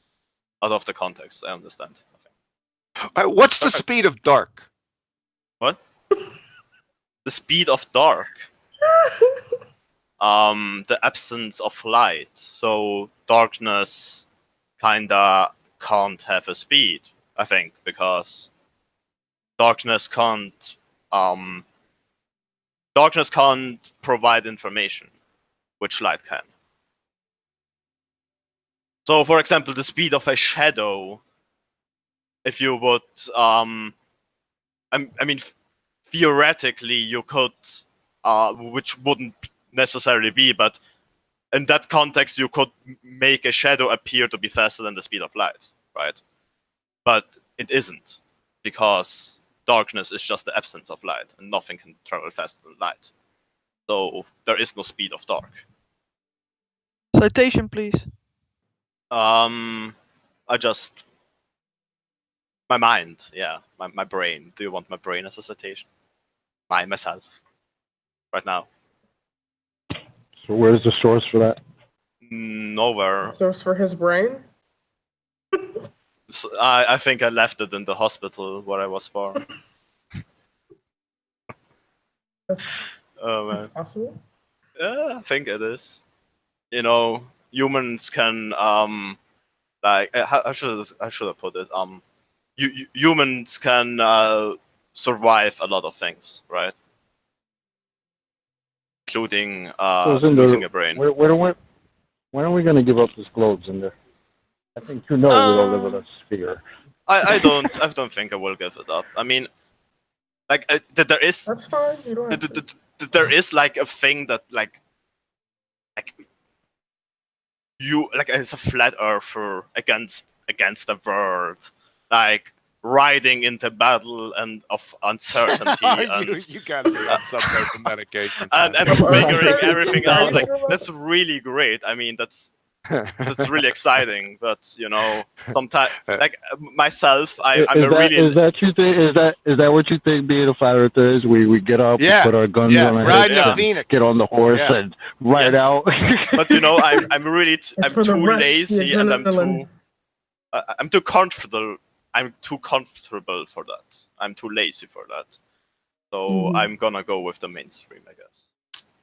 Oh, I like the honesty. Isn't it?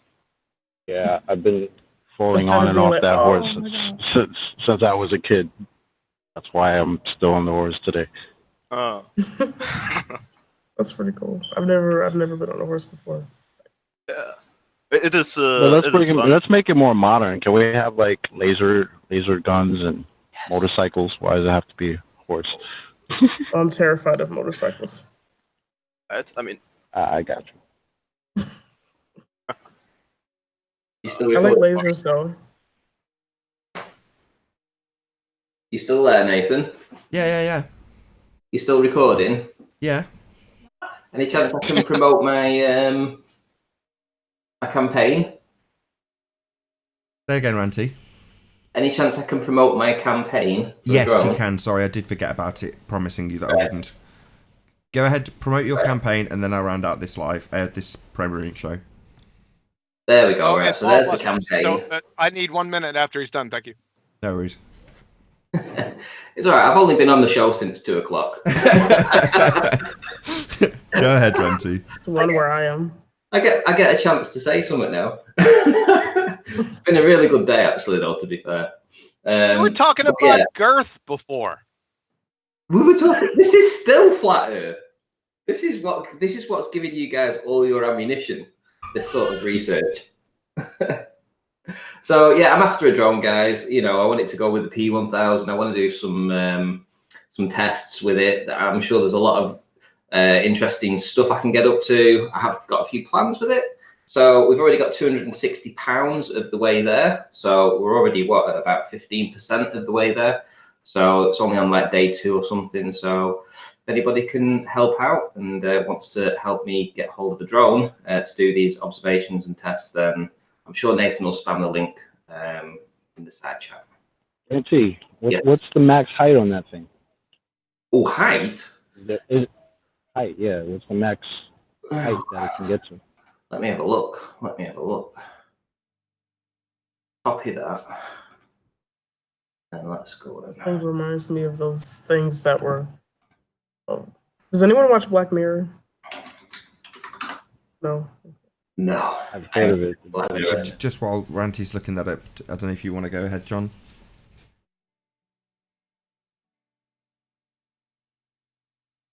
Sorry, I was on mute. Yeah, what's Ballbuster's show this week? So Ballbusters on Saturday will be about evolution. Ballbusters 9. So Saturday, 2 PM Central, 8 PM UK. Ballbusters live on Nathan Oakley 1980, which is where this is being broadcast now. So be here or be sphere. I've been debating about that topic with my friend, and like that's Yeah. It would It's not very fun. Primordial fish soup people. Hold on, guys. We'll find out the height of this drone, so I can spam the link when this show's going out. Go on, Ranty. Yeah, it would seem that the max altitude is 500 meters, so that's pretty high. I mean, what we're looking at, Blackpool Tower is only close to 200, so it's like 2.5 Blackpool Towers. That's awesome. But it's the distance that interests me. It can go up to 8 kilometers, so all the tests that I can do in and around the Irish Sea and up in Scotland, just going to be excellent. And I know people are supporting it. So if anyone's got any spare cash, £1, £2, £3, it doesn't really matter. If you could help out, it would be very welcome. I will spam the link to Ranty's GoFundMe at the end of this stream, and with that I will say a huge, massive, enormous thank you to all of today's debating panel for making this after show possible, and of course a massive thank you to all of you in the Nathan Oakley 1980 premiering stream for hopefully smashing the super chat, liking, commenting, sharing, subscribing, and all that good stuff. If you need to keep yourself occupied after this stream is over, then go to nathanoakley.com and check out the Flat Earth Debate Forum to keep up to date with the community debate. I've been Nathan Oakley, and I'll see you all in the next video. Oh, what a day! What a lovely day!